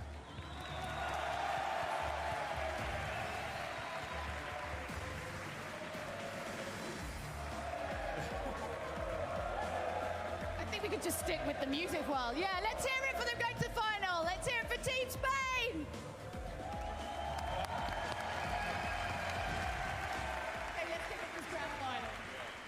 My goodness me, I tell you what, you can't get closer than the passion. My Spanish isn't great, but it doesn't need to be, because all you needed to hear were the cheers from the crowd here in Barcelona, just to show you exactly how excited they are for this. Yeah, I mean, I cannot predict what would happen if Spain do walk away with this tonight, because it would just be an absolutely insane scenes here at Barcelona. So here is your grand final starting grid. The drivers there, not necessarily in order they are going to be driving in. It'll be Brazil starting on a pole position with Spain in second. Japan, very quick, although still down, of course, the driver in third position. And Italy in fourth with Gallo, Mangano and Busnello. Canada, I've got to say, my sort of surprise pick so far. There in P5 could be an outside chance. Yeah, really interesting to see how they are going to fare with this one. Of course, double points on offer, as we know, for the grand final. And here is the car and circuit combination for the first time then. The Circuit de Spa-Francorchamps at the Red Bull X 2019. Racing hard, medium and soft tyres. They must use each tyre compound for a continuous 6 laps, which means each of the drivers gets one go on any of those tyre compounds. But this is the car.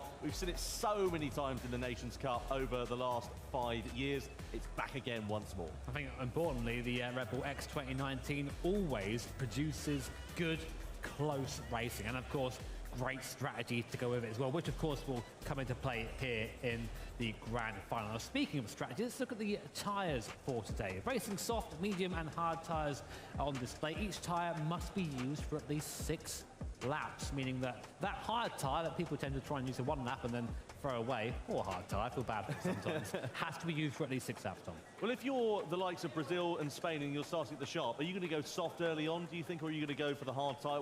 How are you going to play this? I mean, sort of traditionally, the best strategy really is if you are stuck in traffic, you use a tyre that's not going to wear a bit more quickly, so the medium tyre or the hard tyre. If you are at the front, like you said, Spain and Brazil, use a soft tyre. Get away early, build that gap. You've got no one in front of you. So the starting tyre choice is important. We have seen that in the past. So we'll wait and see what both Spain and Brazil go for. Well, don't forget, of course, you can get involved in the act as well and predict the winner campaign that's on board with GT7 at the moment. You can win 1 million in-game credits, as you can see. And, well, I mean, you can go to Rupert's tuning shop, buy yourself some suspension, a new turbo, something along the lines of that. Anyway, let's get the grand final underway for the Nations Cup here in Barcelona.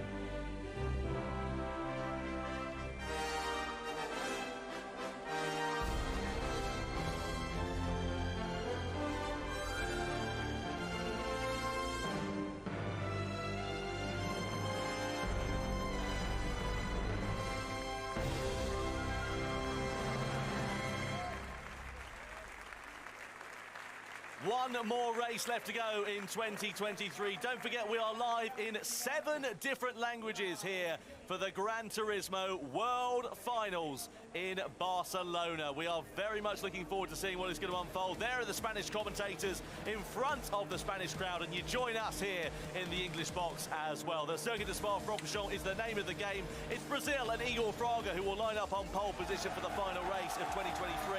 Koke Lopez for Spain alongside on the front row of the grid. Kobayashi heads Japan's charge from 3rd. Then you've got Mangano for Italy in 4th position. Canada and Trent Jeffrey line up P5. Then 6th is Chile and Fabian Portilla at the helm. 7th on the grid, the Netherlands, Floris Zimmerman. What can he do from there?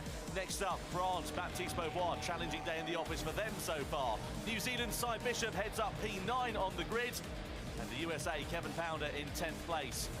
The final row is occupied by Baccialieri, the Belgian driver, on home soil, and then Ivan Suji completing the 12-driver strong field. And our first opportunity to look at the tyre strategy here, Jimmy. Brazil and Spain go for softs. The next 4 teams going for mediums. Yeah, I'm not really surprised by that. We did mention that if you're in the front of the field, going with the soft tyre is probably the better strategy. But the real question is, will Brazil and Spain work together here in this first part of the race? They're both going to know they're on the soft tyres. They're both going to know this is the time to go quick. Team Radio for Spain. Rebufo de Brasil, deja un poco de distancia y yo qué sé. Haz la primera curva regulín. Okay, so just having listened to that, all I could hear was there's a little bit of distance, so I reckon that's what they're sort of talking about, the strategy and the fact that they're close to Brazil. Try and keep the distance to a minimum, I imagine, would be the plan, and not let Igor Fraga get away. Koke Lopez and Fraga, both, of course, former champions, but for one final time in 2023, we are about to go racing. It is time to crown our Nations Cup World Champions here at Spa-Francorchamps. We're in Barcelona. Only one nation can claim the crown in 2023. Let's find out who it is as we go racing for the final time this year. Brazil and Spain lead the field down towards La Source for the first time. Japan, Italy, Canada all lining astern. Don't expect any rash moves into La Source. That's when we come up the ride through Eau Rouge and Radion and onto the Camel Straight for the first time. Let's see what happens then. Brazil leading the way. Fraga trying to pull out as much of an advantage as he can at a very overcast Spa-Francorchamps circuit, but Japan already trying to put the pressure onto the back of Spain.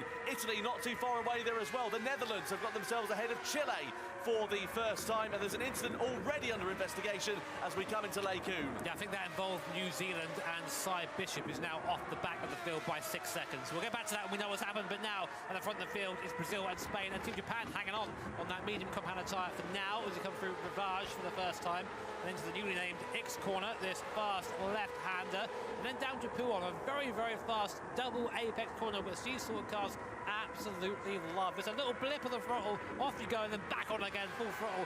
High speed for 140, 150 plus mile an hour as Brazil starts to, I say, somewhat have a small gap, but only still 0.4 per second. Now, this car is a car that we know Team Brazil's Igor Fraga absolutely loves. He's done so well in this car over the course of the Nations Cup. Of course, 2018 Nations Cup champion with Koke Lopez, 2022 Nations Cup champion, hot on his heels behind. This circuit is a track, especially in this X 2019, that holds a fair few mixed memories, though, for Igor Fraga. If you remember back to New York in 2019, he had a coming together with Mikael Hazal, very controversial incident. No such problems for him to worry about in terms of coming together with anybody else, because he's pulled out some 3 or 4 tenths per second as we come to the end of this first lap. Japan and Spain, though, Japan and Italy, rather, I should say, not too far adrift in 3rd and 4th place as we come across the timing line to begin the second out of 22 laps. On board we ride here with Koke Lopez down towards the first corner. Look at the closing speed there. Did he just miss his braking point? Was that intentional? Yeah, I think he missed his braking point there, Tom. I think you called that right the first time. He's gone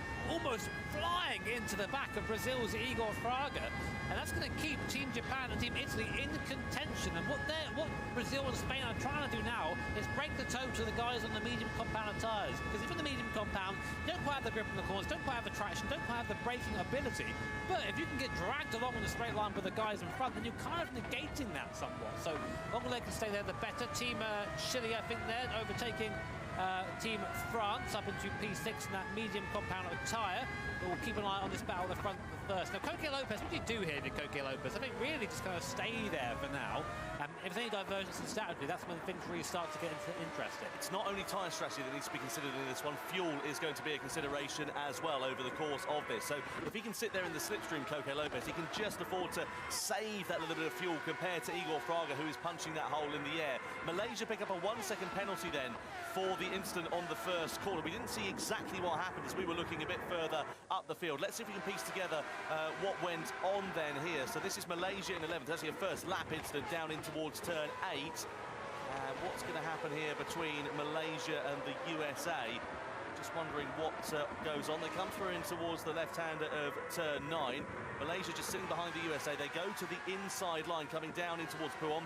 Belgium getting themselves ahead of the Netherlands as well, so that's actually a bit further up the order, a little bit later on, so that's actually nothing in relation to the penalty that Malaysia have picked up.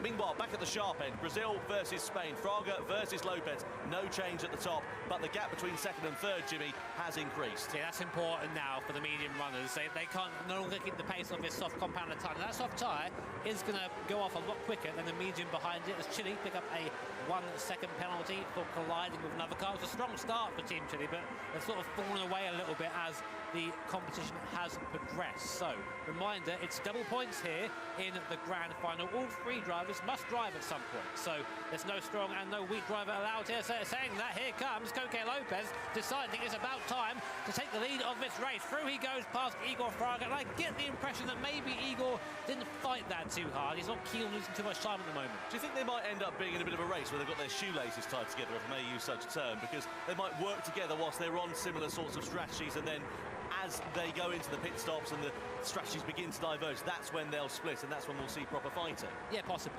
I mean, we'll have to see what the strategies entail here, and those are, if the race ended now, the live point rankings. Of course, double points in this race. Team Spain would be Team Brazil and Japan, who are in third, would remain third. So basically, your top three would be your top three on the podium as of now. But a long way to go yet here. We're only on lap 3 of 22. Yeah, Chile with that penalty there in 6th place. They are, what's that, 1.2 seconds now ahead of Belgium. So it's exactly as you would begin to expect. The soft tyres being the quicker of the compounds. Then you've got the medium shot runners occupying 3rd down to 7th, and the hard shot runners in 8th down to 12th with New Zealand. Just a shout out, by the way, to Cy Bishop. I know that his mum is watching at home, 4 a.m. in New Zealand, which is incredible dedication. So big hello to Mama Bishop. And also, we understand this is going to be Cy's last World Series event. So Cy, many thanks for the memories, and we wish you all the very best of luck in the future. Yeah, many great memories with Cy Bishop, and this probably won't be one of them, unfortunately for him. He's down in last place right now, but whatever you do next, Cy, we wish you the best of luck. But back to the race now. Team Spain still leading from Igor Fraga and Team Brazil. Now let's see if we get a bit of a sort of switcheroo here. We might be just trading places up towards Lake Con. We'll see as we come through Eau Rouge and Radion, completely flat out on these cars, owing to the massive amount of wings. Team Radio from Spain. Intento escapar y si me sigue, que me siga. Voy a tirar, que no quiero rodar en 51 con el blando. Sí, y así él también gastará. Él gastará seguro. Well, we need to go down to Lucas Alberto to get them to translate that for us, I think. The only word I answered there was C. A bit more team radio just coming in there here. We can hear just in the background. Oh, it's actually just a translation we had in my ear there. Apologies. So saying if he wants to follow me, then he can. So let's see whether that proves to be a strategy that works out for Coque Lopez as they sit in the race lead for the time being. That sounds like to me, that's Coque saying, you know what, I'm going to push now. If you keep up, mate, no, fair enough. But I don't think you can. And saying that, the gap is now up to 6/7 of a second. So through the middle sector, it seems that Coque Lopez has got quite a bit of speed. You see there, putting to the left early, trying to break the toe a little bit earlier. Igor Fraga is very experienced in this car, but as is Coque Lopez, of course, winning the 2022 Nations Cup in this car just last year. Has it really been a year already? Well, Coque Lopez, I'm sure, is eager to be the only person to retain a Nations Cup. Well, I guess the format's slightly different now, but no one's ever had a double before. Well, this is the thing here. We've never had a back-to-back champion. No. That much is true. But, of course, we do have a different element. Normally, we're used to talking about individual drivers who are divulging on their own strategies and so on. Now, of course, we've got this team element where you've got 3 drivers all working head-to-head with one another. What do you make of this format now, Jimmy? Of course, it's been a big shake-up to the order for 2023. I mean, I quite enjoy the team format. You know, it's good to have different strengths, different weaknesses, because it also adds a bit more variance for us up here in the commentary booth as well. There's always more possibilities for action. So Speaking of action, we've had Belgium and Baccalaureate there has gone up 5 places from the start, owing mainly to being on that medium Compalatar, I think. But good to know that he has made the best of it and is now trying to chase down Ken Jeffrey in P5 for Canada. We're still on board now with Brazil's Igor Fraga. I think, fair to say, starting to drop off the back of Koke Lopez. So, crucial thing here, Jimmy, we're on lap 5, one more lap, and we're coming to the minimum requirement for the tyre time. So it's those a little bit quiet in the race as it stands for now.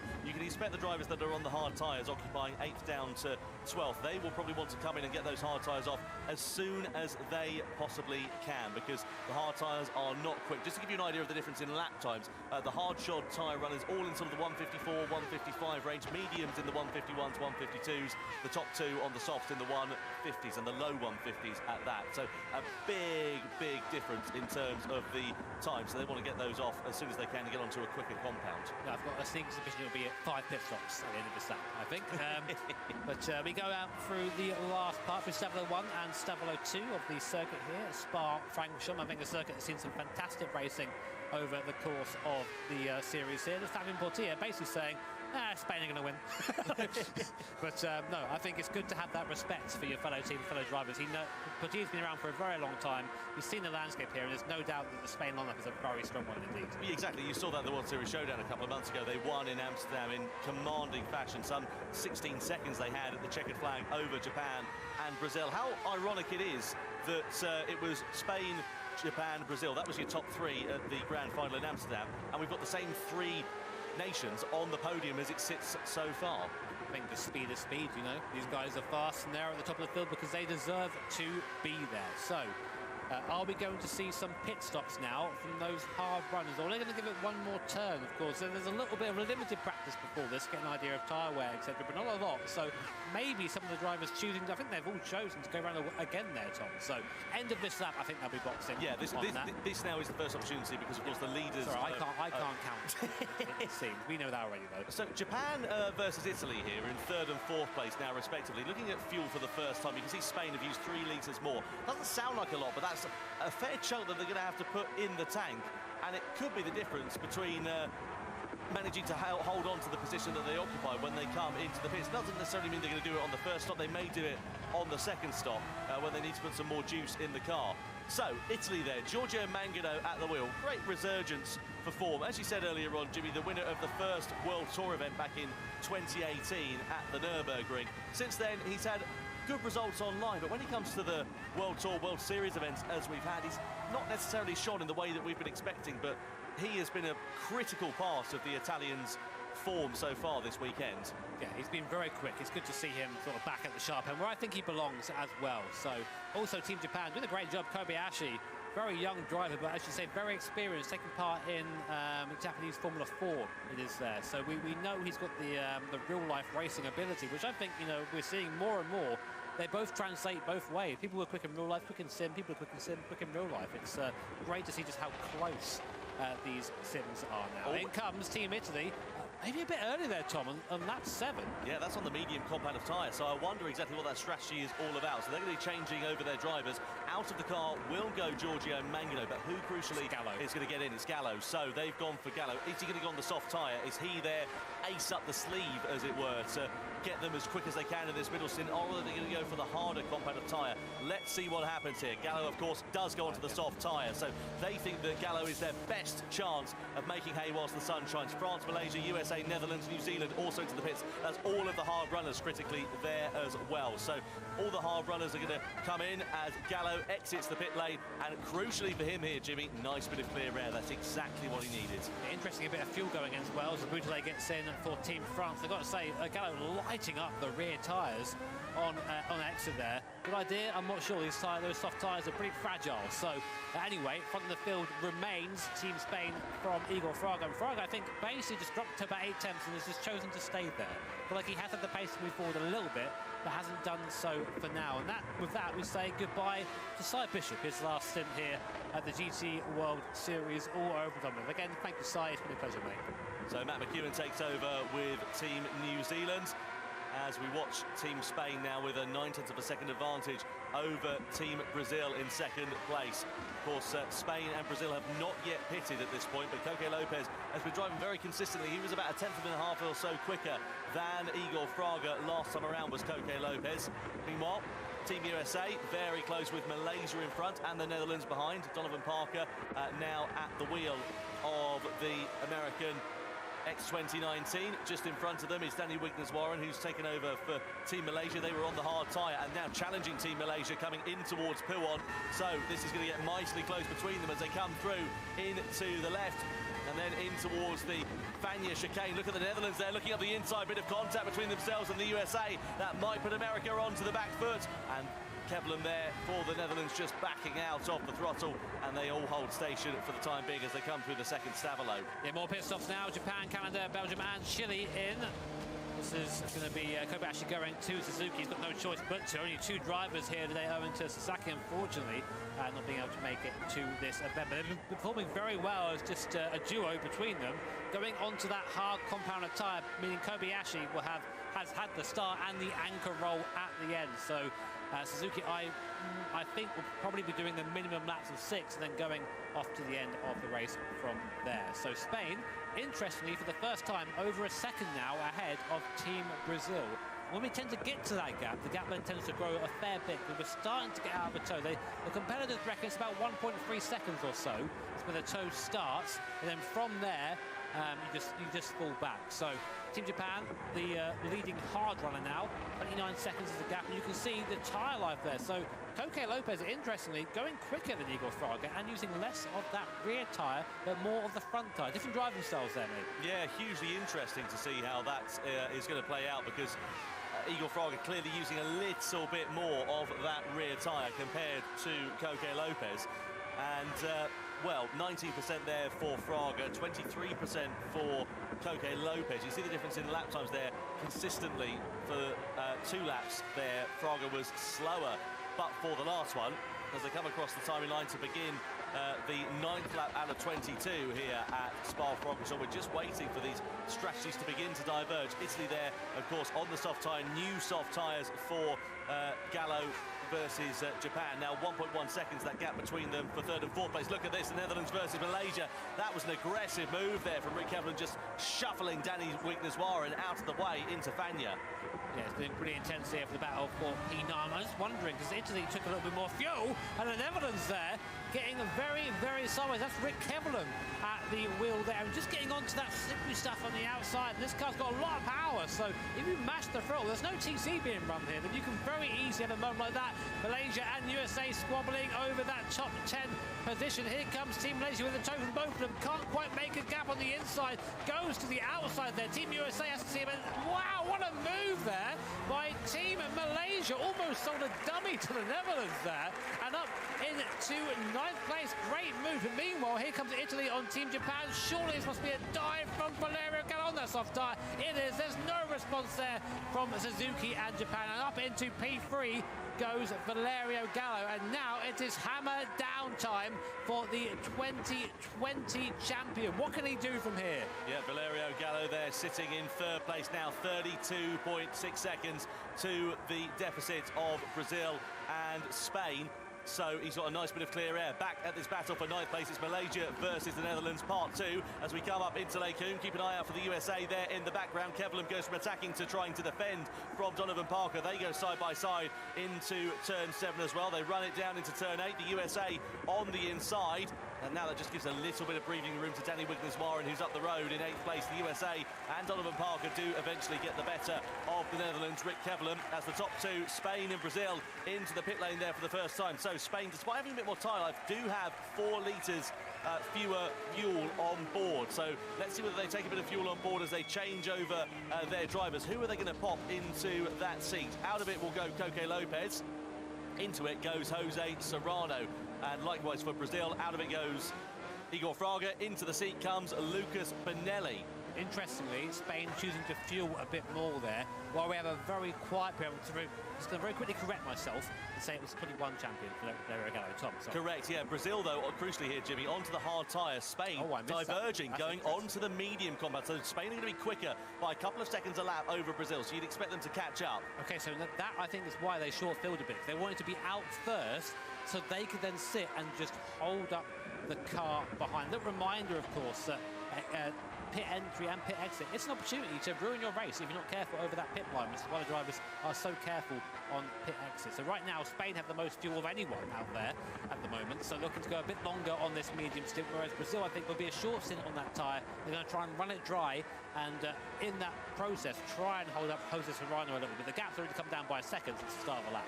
Yeah, so down in towards the left-hander of Pouon we go. Such a fast, ferocious part of this Spa-Francorchamps circuit. You can see the marbles already beginning to form here on the outside. We're only on lap 10 out of 22 on this race. So we're coming up towards half distance at the moment. Netherlands, they're closing up onto the back of the USA once more down in 10th position.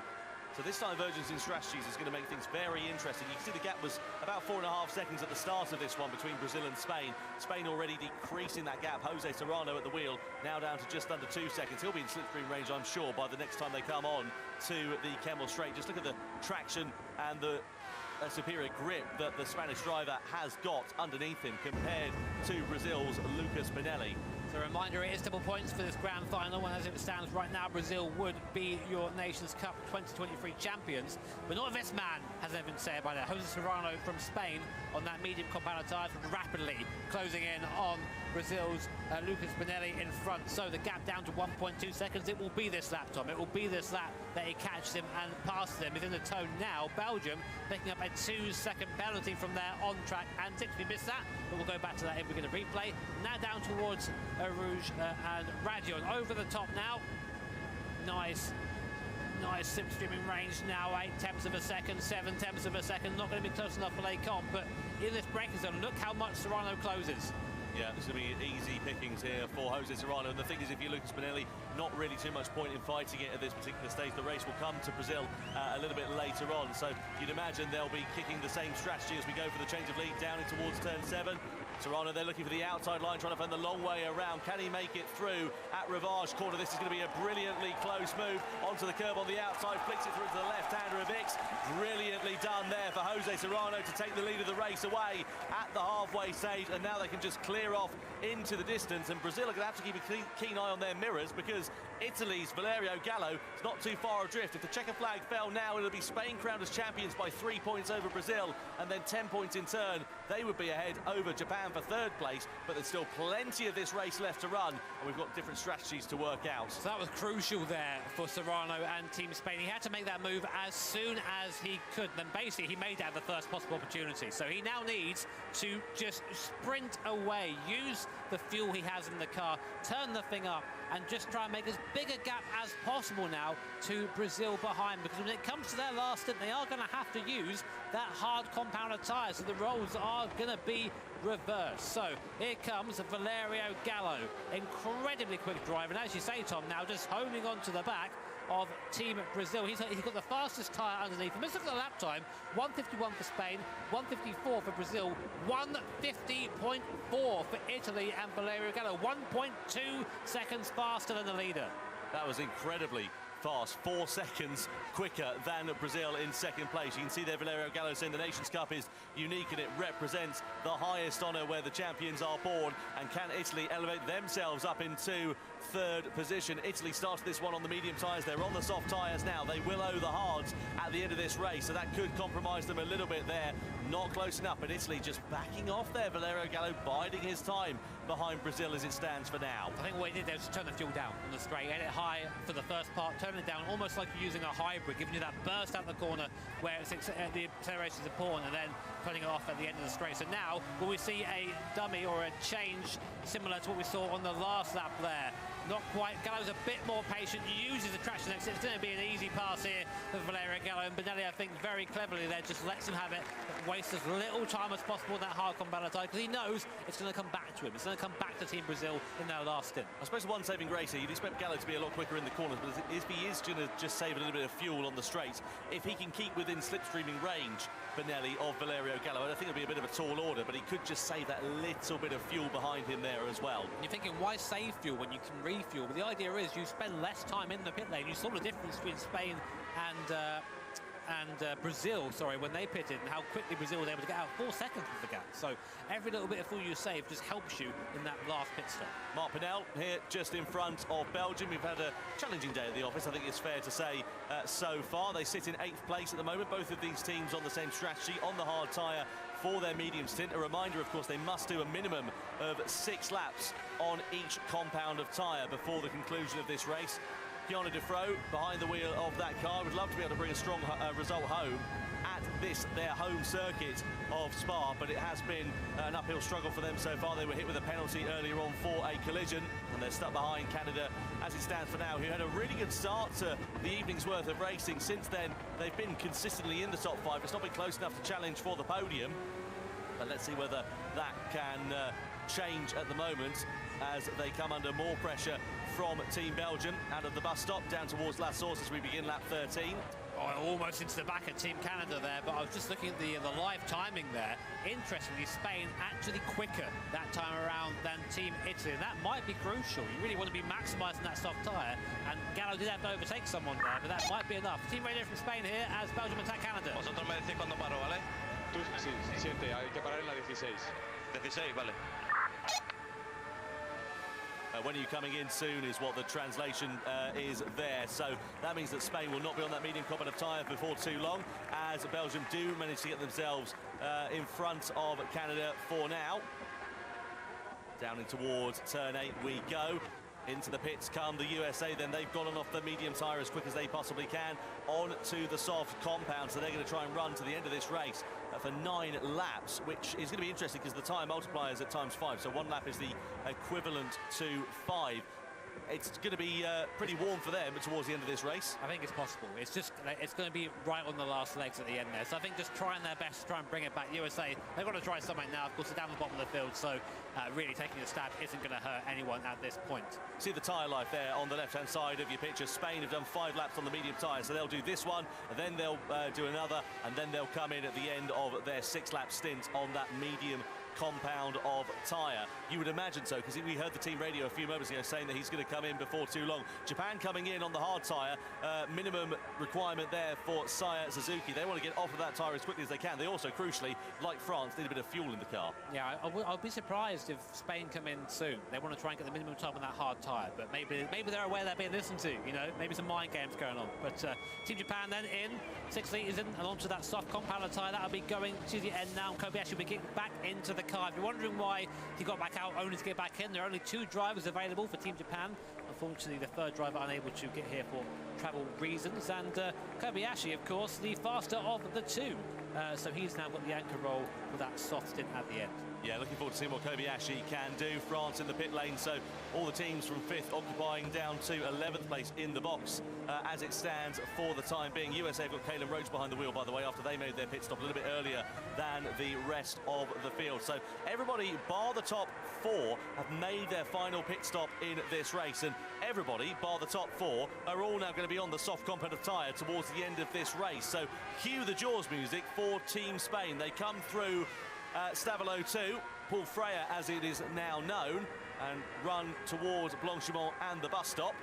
This is the tyre where, as you can see, Spain on the medium compound of tyre, a little bit more life left, especially in the fronts for them over Team Italy. Italy's rears in particular looking pretty worn at this stage. I'll tell you what, this has been an absolutely amazing stint from Hogan Serrano. He's been almost matching Valerio Gallo lap time, only 4 tenths slower last lap, but Gallo turning up the wick a little bit now as they come towards the end of the stint. 51.3 for Spain, 50.6 for Italy. So Gallo is starting now to catch up a little bit, but it's a little bit too... I mean, it will be a straight fight at the end of the race, so Gallo really wants to try and get as close as possible before handing out over to their last driver. Yeah, this is going to be hugely interesting at the end of this race, because Italy, all that Valerio Gallo's job is to try and keep the gap at a manageable distance. Of course, let's not forget Spain, they still owe the hard compound of tyre. Italy also owing the hard compound of tyre. So let's see how close they are. Brazil, meanwhile, they've got the divergence in strategy, and this could be the ace up the sleeve that they need. They're on lap 6 for Lucas Bonelli. He's on that hard compound tyre. It's the slowest compound, but crucially, they are going to go on to the medium tyre towards the end. So they'll be quicker than Spain and Italy in front of them at the end of this race. And which of those drivers are they going to put behind the wheel? After that one, well, we've had Lucas Bonelli behind it so far. We kicked off the race, if I remember correctly, with Ingel Fraga. So it'll be Adriano Carrazza who's going to complete this one for Brazil, and we know he is quick when he needs to be. He's proven to be very competitive here tonight. It's hard to tell, but I wonder if Bonelli's been fast enough on that hard stint. I mean, he's done a 53 on the last lap, but his laps at the start were kind of mid-54s. It's given away a second lap to the competitors around them. So unsure of what the what's the gap sitting at there? Just having a look at it, it's what, 13 seconds there to Spain, 11 seconds to Italy. It's a tall order. We've got, what now, 7 laps left of this race, so be keen to see how it plays out. Now, what about Spain? Are they boxing? No, they're not. What about Italy? Are they boxing? Valerio Gallo's tyres are surely going to be coming towards the end of their shelf life, but both of those top two continuing on. Expect Brazil to come into the pit lane at the end of this lap. They're going to get off the hard tyre as soon as they possibly can. 6 laps for Lucas Bonelli. Malaysia get a warning for illegal blocking. Look at that, time to perfection. 1 litre of fuel for Bonelli as he boxes for Brazil. It's going to be Adriano Carrazza who will take over for their final stint in the race. The gap between themselves and Italy was 11 seconds, and some 3 seconds behind Italy are behind Spain are Italy at the moment as well. So it is all to play for here as we wait for these final strategies to diverge. What must you be thinking right now if you are Adriano Carrazza? You've been given the anchor role. You've got to bring the car home. You have the better tyre than the teams around you will have on their stint. It's completely up to him now. We know how fast he is. We know how aggressive he is. I remember a crazy move we saw all the way back in 2019 Tokyo, for those who remember that at the last chicane at Le Mans. This guy is not afraid to make those moves. He's just someone you want in the car for this last attempt. So Team Brazil then are now finished. Their stops are over. It's just a sprint to the line. There is the difference. Team Japan. Kobayashi's in the car at the moment. It's on a 50.3 on the last lap, so a very, very quick time. Fastest car on circuit, unsurprisingly, at the moment. Can Japan bring their way back into this? Whatever happens, one thing is certain, it's going to be a grandstand finish here for the World Finals in 2023 at Barcelona, as meanwhile, down the back of the field, they're still fighting over the last positions there. So USA 8th, Canada and Netherlands side by side now, coming down to Eau Rouge and Radion. Neither want to give up. Netherlands side by side still with Team Canada. And almost losing it into the barrier. And they're still side by side as Spain finally comes into the pits for their last stop. Paul Ura has been tasked with bringing the car home on that hard tyre. Italy timed that just about right. No fuel left in the car whatsoever. This is absolutely amazing racing further down. They're only battling for 8th place. The USA now ahead of the Netherlands, now ahead of Canada, as we watch the leaders into the pit lane. Warning for Canada and the Netherlands there for a collision. So this is going to be hugely exciting to end this race. And Paul Ura, the reigning Toyota Gazoo Racing GT Cup champion, is tasked with bringing that car home.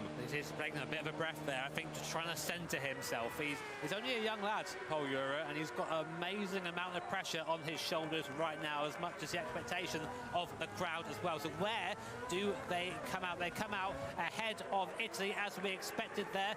45 litres of fuel going into that car, slightly less than Team Italy, which means Team Italy will be able to push that a little bit harder. Businelli getting in the car on that hard compound tyre. We saw his mistake earlier on. I'm sure he's centred now, though, and it is just a sprint to the line. So if you've just joined us, you've joined us for the most exciting part of the grand final here at Barcelona. Here are your live points rankings if the race ended as it was at the moment. But Team Spain and Team Italy both on that hard compound tyre, so they're going to lose ground to Brazil. And Team Japan on that soft compound tyre. Kobayashi absolutely flying right now. The question is, though, for Brazil, though Adriano Carrazza is going to make up that gap, 10 seconds in, what, 4 or 5 laps, that's a very, very tall order. However, if Japan's Kobayashi closes up onto the back of them, it's not out of the question that that could really disrupt their challenge for that victory. Let's see what happens meanwhile with 8th place here between the USA and the Netherlands. So Caden Roach and De Bruyne there behind the wheel as they come side by side down the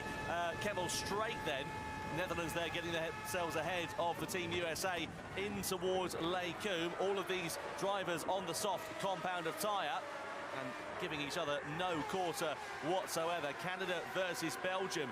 Close behind, Malaysia's just dropped off the back. Belgium pick up another penalty. That's a second one in this race. So it goes from bad to worse for the Belgians on home soil here at Spa-Francorchamps. Meanwhile, looking at the gap between Spain and Italy, it's pretty much a constant now, about 5 seconds there and thereabouts on this, their outlap after boxing. The gap between Brazil and Italy sits at about 9.2 seconds, and now we see the USA versus Canada going 2 by 2 into the Fagnes chicane then. Canada on the inside, USA on the outside, bang! Off into the wall, and into Malaysia there as well. A big incident, was only a matter of time before something unfolded, and unfortunately Malaysia innocent victims in that one.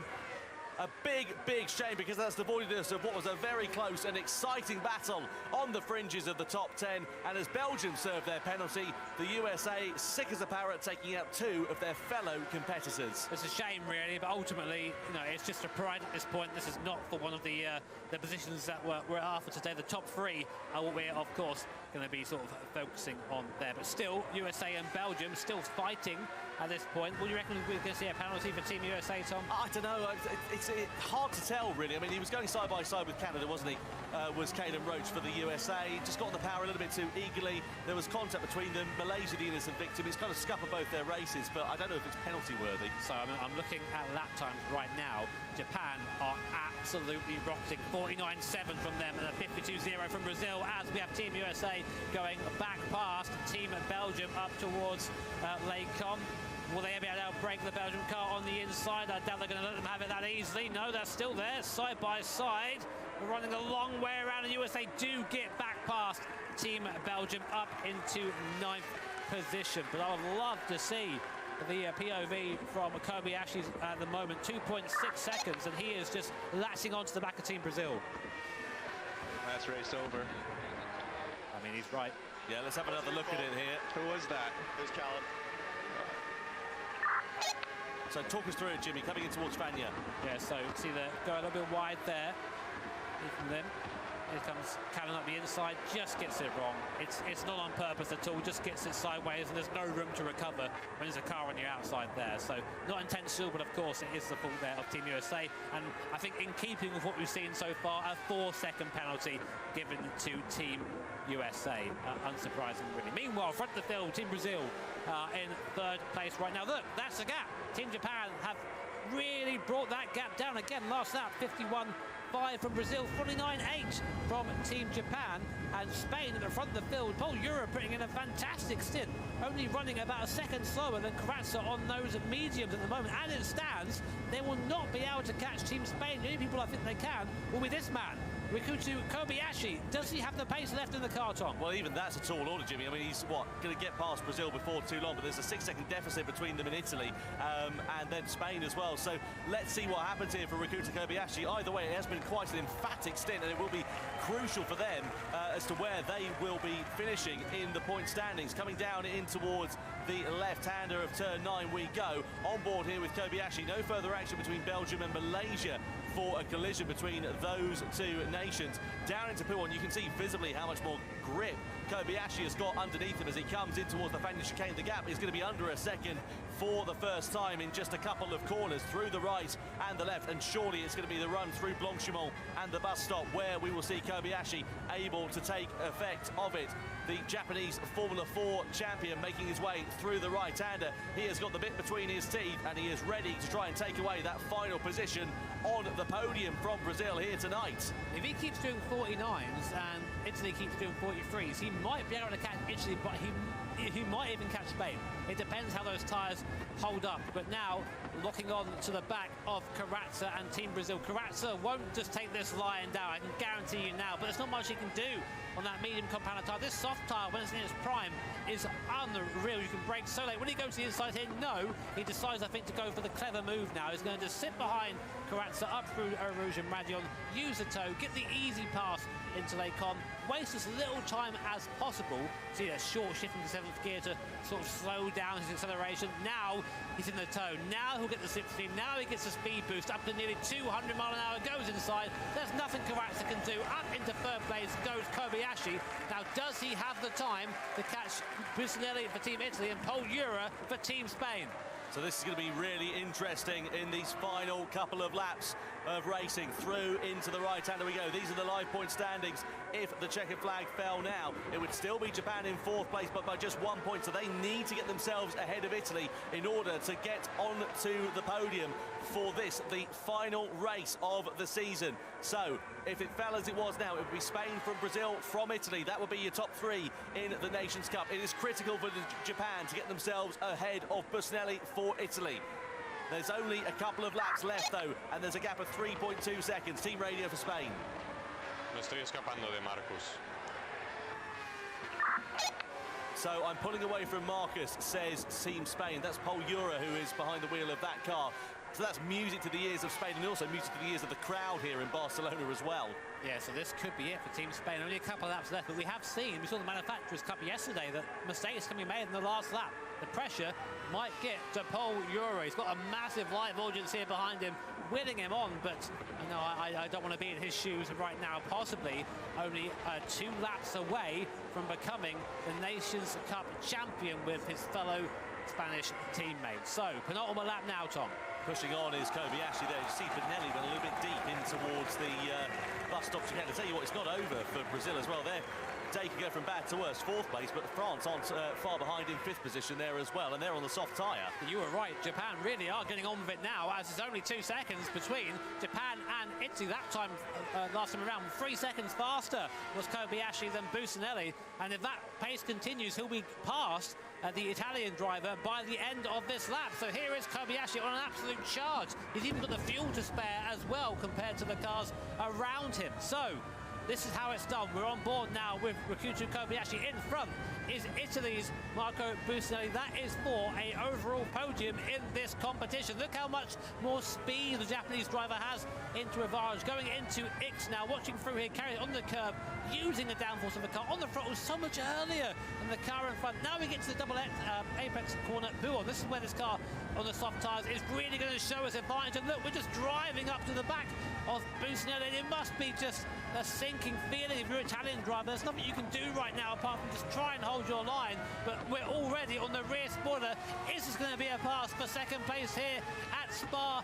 Not quite at the moment, just waiting, I think, just being patient, but you can't afford to be patient. Sideways now an exit, and now we come up towards one of the fastest parts of the course now in the slipstream. It's going to be an easy pass here for Kobayashi. Up the inside, he goes up into 2nd place. The gap is 6 seconds to Spain in front. I don't think he's going to catch him, Tom. It's got to be something really special here from Japan if we're going to catch Team Spain. Don't think we're going to see a retaliation from Busnelli there as well. He'll try as hard as he can, but there's just no match. Hard to soft tyre compounds between those two. The crowd were absolutely delighted with that overtake, and it will secure Japan that final place on the podium here in the Nations Cup as well. Spain, 6.2 seconds up the road. There you go. You can see the live point standings. It won't only secure them the podium for Japan, it secures them 2nd place in the standings here. But Brazil now coming under pressure here from France, and that could drop them down the order and possibly elevate Italy back up as well. We're on the final lap of action here at Spa-Francorchamps, and it's now all in the hands of Kylian Drumont to deny Brazil a possible podium at the dying stages of this race. Down the Kemmel Straight we go. The only saving grace for Brazil is they're just about within slipstream range of Italy up the road in front of them. Well, this is going to be a bit of trouble here, is that Busnelli is the slowest by far of this little pack, so he might fall back into this. We might end up having a three-way scrap for 3rd place here in the grand final of the World Finals here at Barcelona. So here we are, we're in the last half a lap of this year's racing, and all still to play for the podium. Here comes Team France and Kylian Drumont. He needs to get by as soon as possible and then try and just rocket after the Italian team. Is it going to be possible? We'll have to find out. I don't think he's going to be close enough in towards the pith path. There's only a couple of corners left for him to find his way through in this sector of the lap, and I don't think it's going to be close enough for for him to challenge on Italy. Through into the right-hander of Stabilo we go. For Kylian Drummond, he might be set to deny Brazil their top 3 finish. I don't know if he's going to be quite close enough to challenge for Italy as well. We come through in towards Blanchimont for the final time. What a result it has been for Team Spain, for Jose Serrano, for Koke Lopez, for Paul Ura through the final corner and out of it now to become the 2023 Nations Cup World Champions. It's Spain on top at Spa. Japan come home in second place on the road. It's third for Italy. It's fourth for Brazil. They do keep their top 3 finish in the point standings overall. And France finishing in 5th position at the checkered flag. The crowd here in Barcelona are absolutely delighted, as are the Spanish trio of Serrano, Lopez and Ura. What a race!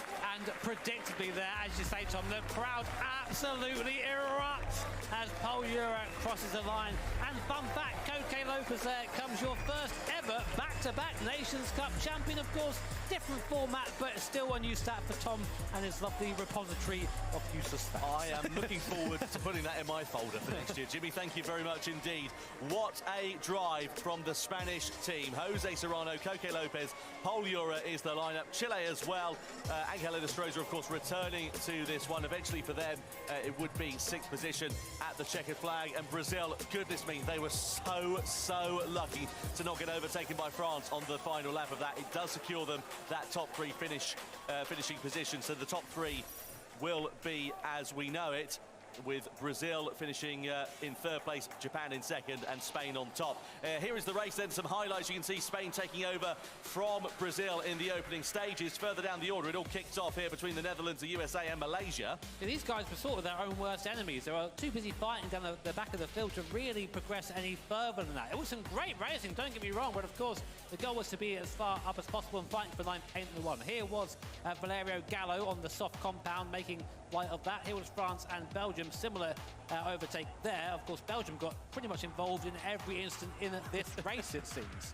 Yeah, they really did. This was Brazil versus Spain at the halfway stage in the race. Brazil, of course, on the hard tyre, Spain on the medium compound. They were through relatively easily at turn 9, and then they were never seen again as the race reached its conclusion. You can see here Italy going through on Brazil as well. Italy on the soft compound of tyre at this middle stage in the race. And then it all kicked off further back as well. The USA into the side of Canada. They in turn hit Malaysia. Innocent victims there, Malaysia. 4-second penalty was deemed for USA to be at fault for that. And fair enough, as we see Japan versus Italy part 2 on the penultimate lap. And the Japanese team getting ahead of Italy, crucial for them for the top 3 finish, but nothing to deny the Spanish team, the trio here in Barcelona, the top honours in the Nations Cup. That's what it means there, you see. All chucking it there, but let's throw it down on Jules now with our winning team, Team Spain. I'm here with the winners, Team Spain. Let's hear it.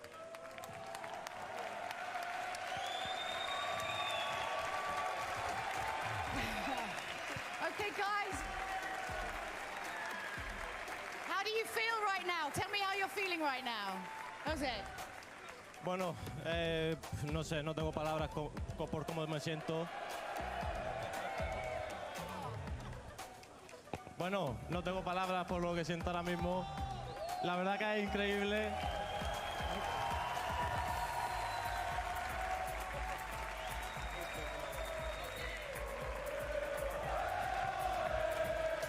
¡Campeones, campeones!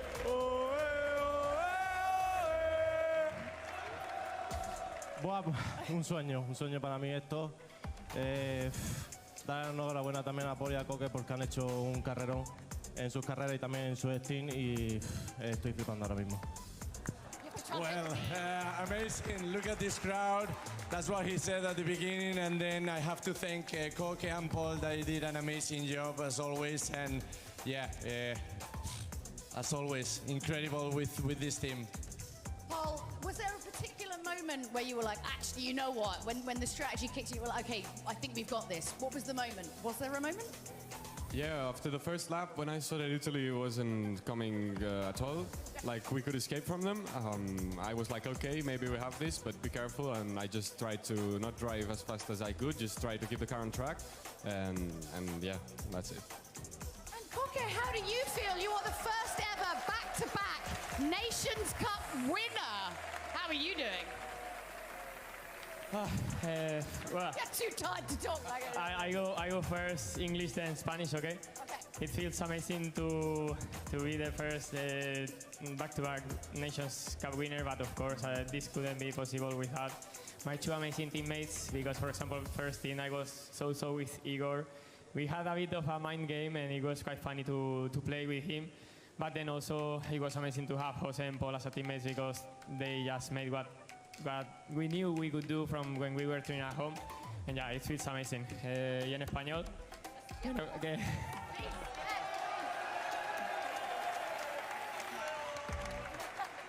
nada, que ha sido un placer obviamente poder volver a ganar la Copa de Naciones y ser el primero en conseguir ganarlo de vuelta por segunda vez. Pero obviamente en este caso no podía haber sido posible sin la ayuda de Paul y Josete, porque la verdad es que hemos hecho un trabajo increíble todo el año. Y nada, increíble también poder haber luchado el primer Steam con Igor y hacer un poco ese juego psicológico, que ver quién pasaba, porque los dos sabíamos que ahorrando iba a ser mejor. Pero al final he tirado y nada, muchísimas gracias obviamente a todos. Y quiero...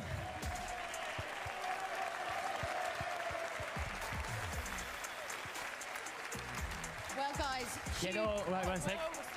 quiero agradecer y también dedicar esta victoria, como siempre, a mi padre, que, bueno, de arriba siempre está ahí. Pero no solo a mi padre, también a Anto, igual que se han juntado aquí para poder ver estas carreras. Seguro que ahí arriba se han juntado los otros también. Y nada, también mi hermana, mi cuñado.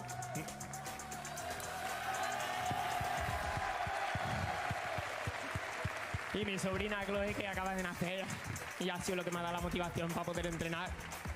Y último, y no por eso menos importante, mi madre, que siempre ha sido el mejor apoyo que he tenido. Nada.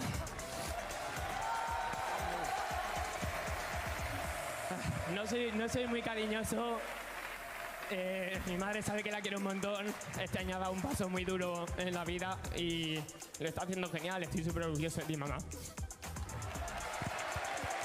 Well, Koke, thanking his family, especially his dad, who's not with us, his mother. So, yeah, really, really emotional for him.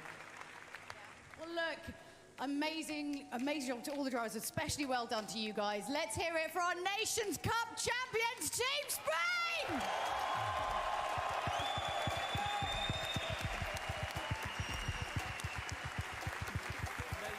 Job from Team Spain. They become the 2023 Nations Cup World Champions. Japan in second, Italy in third on the road. You can see there Brazil in fourth place, just ahead of France by a whisker. These are the overall points rankings. These are your top three. Spain become the champions, Japan in second, Brazil in third, Italy just missing out on the top three finish ahead of Chile and France as well. A hugely exciting Nations Cup Grand Final, that, Jimmy, and it went right down to the wire. The crowd here are going absolutely berserk, by the way. Yeah, you can see how much that meant to Koke Lopez. This is what is the beauty of sim racing, and having that at a live event as well. I mean, it feels the feeling. Racing is racing. It doesn't matter if it's in real life or virtually, and that sort of stuff just proves that point fantastic. Of course, I mentioned, to Team Italy, just not quite close enough there to get on that podium. But I think points-wise, that's one of the closest finals we've had for a very long time. Yeah, it was hugely exciting. More of the same in 2024, please. By the way, you can vote for your Michelin driver of the day as well. Is it Jose Serrano? Is it Igor Fraga? Is it Rakuto Kobayashi? Jimmy, if you were a betting man, who would you say is most likely for that one? Oh man, that's a difficult one. I mean, Kobayashi's stint at the end was fantastic. Definitely calmed up by that. And Serrano's recovery in race 2 after getting shunted off by Busanelli was nothing short of amazing. But of course, I'll let you guys decide. I'm not going to try and sway you that much. But of course, if you've missed any of the action tonight, don't worry. Some highlights of every race so far. Race 1, we had production cars, which made for some fantastic racing. And it was Italy, Spain, and France at the early pace, with Team Japan coming through the field after a poor qualifying in the Lamborghini. Yeah, you can see Japan, as you say, going side by side here with Brazil. Lamborghini versus Supra. I love Gran Turismo for this. Some very, very exciting racing in very different machinery. You can see here on the final lap, this was Italy versus Spain. Italy running it a bit wide. Spain back through on the inside. It was first blood to Pol Ura and the Spanish trio.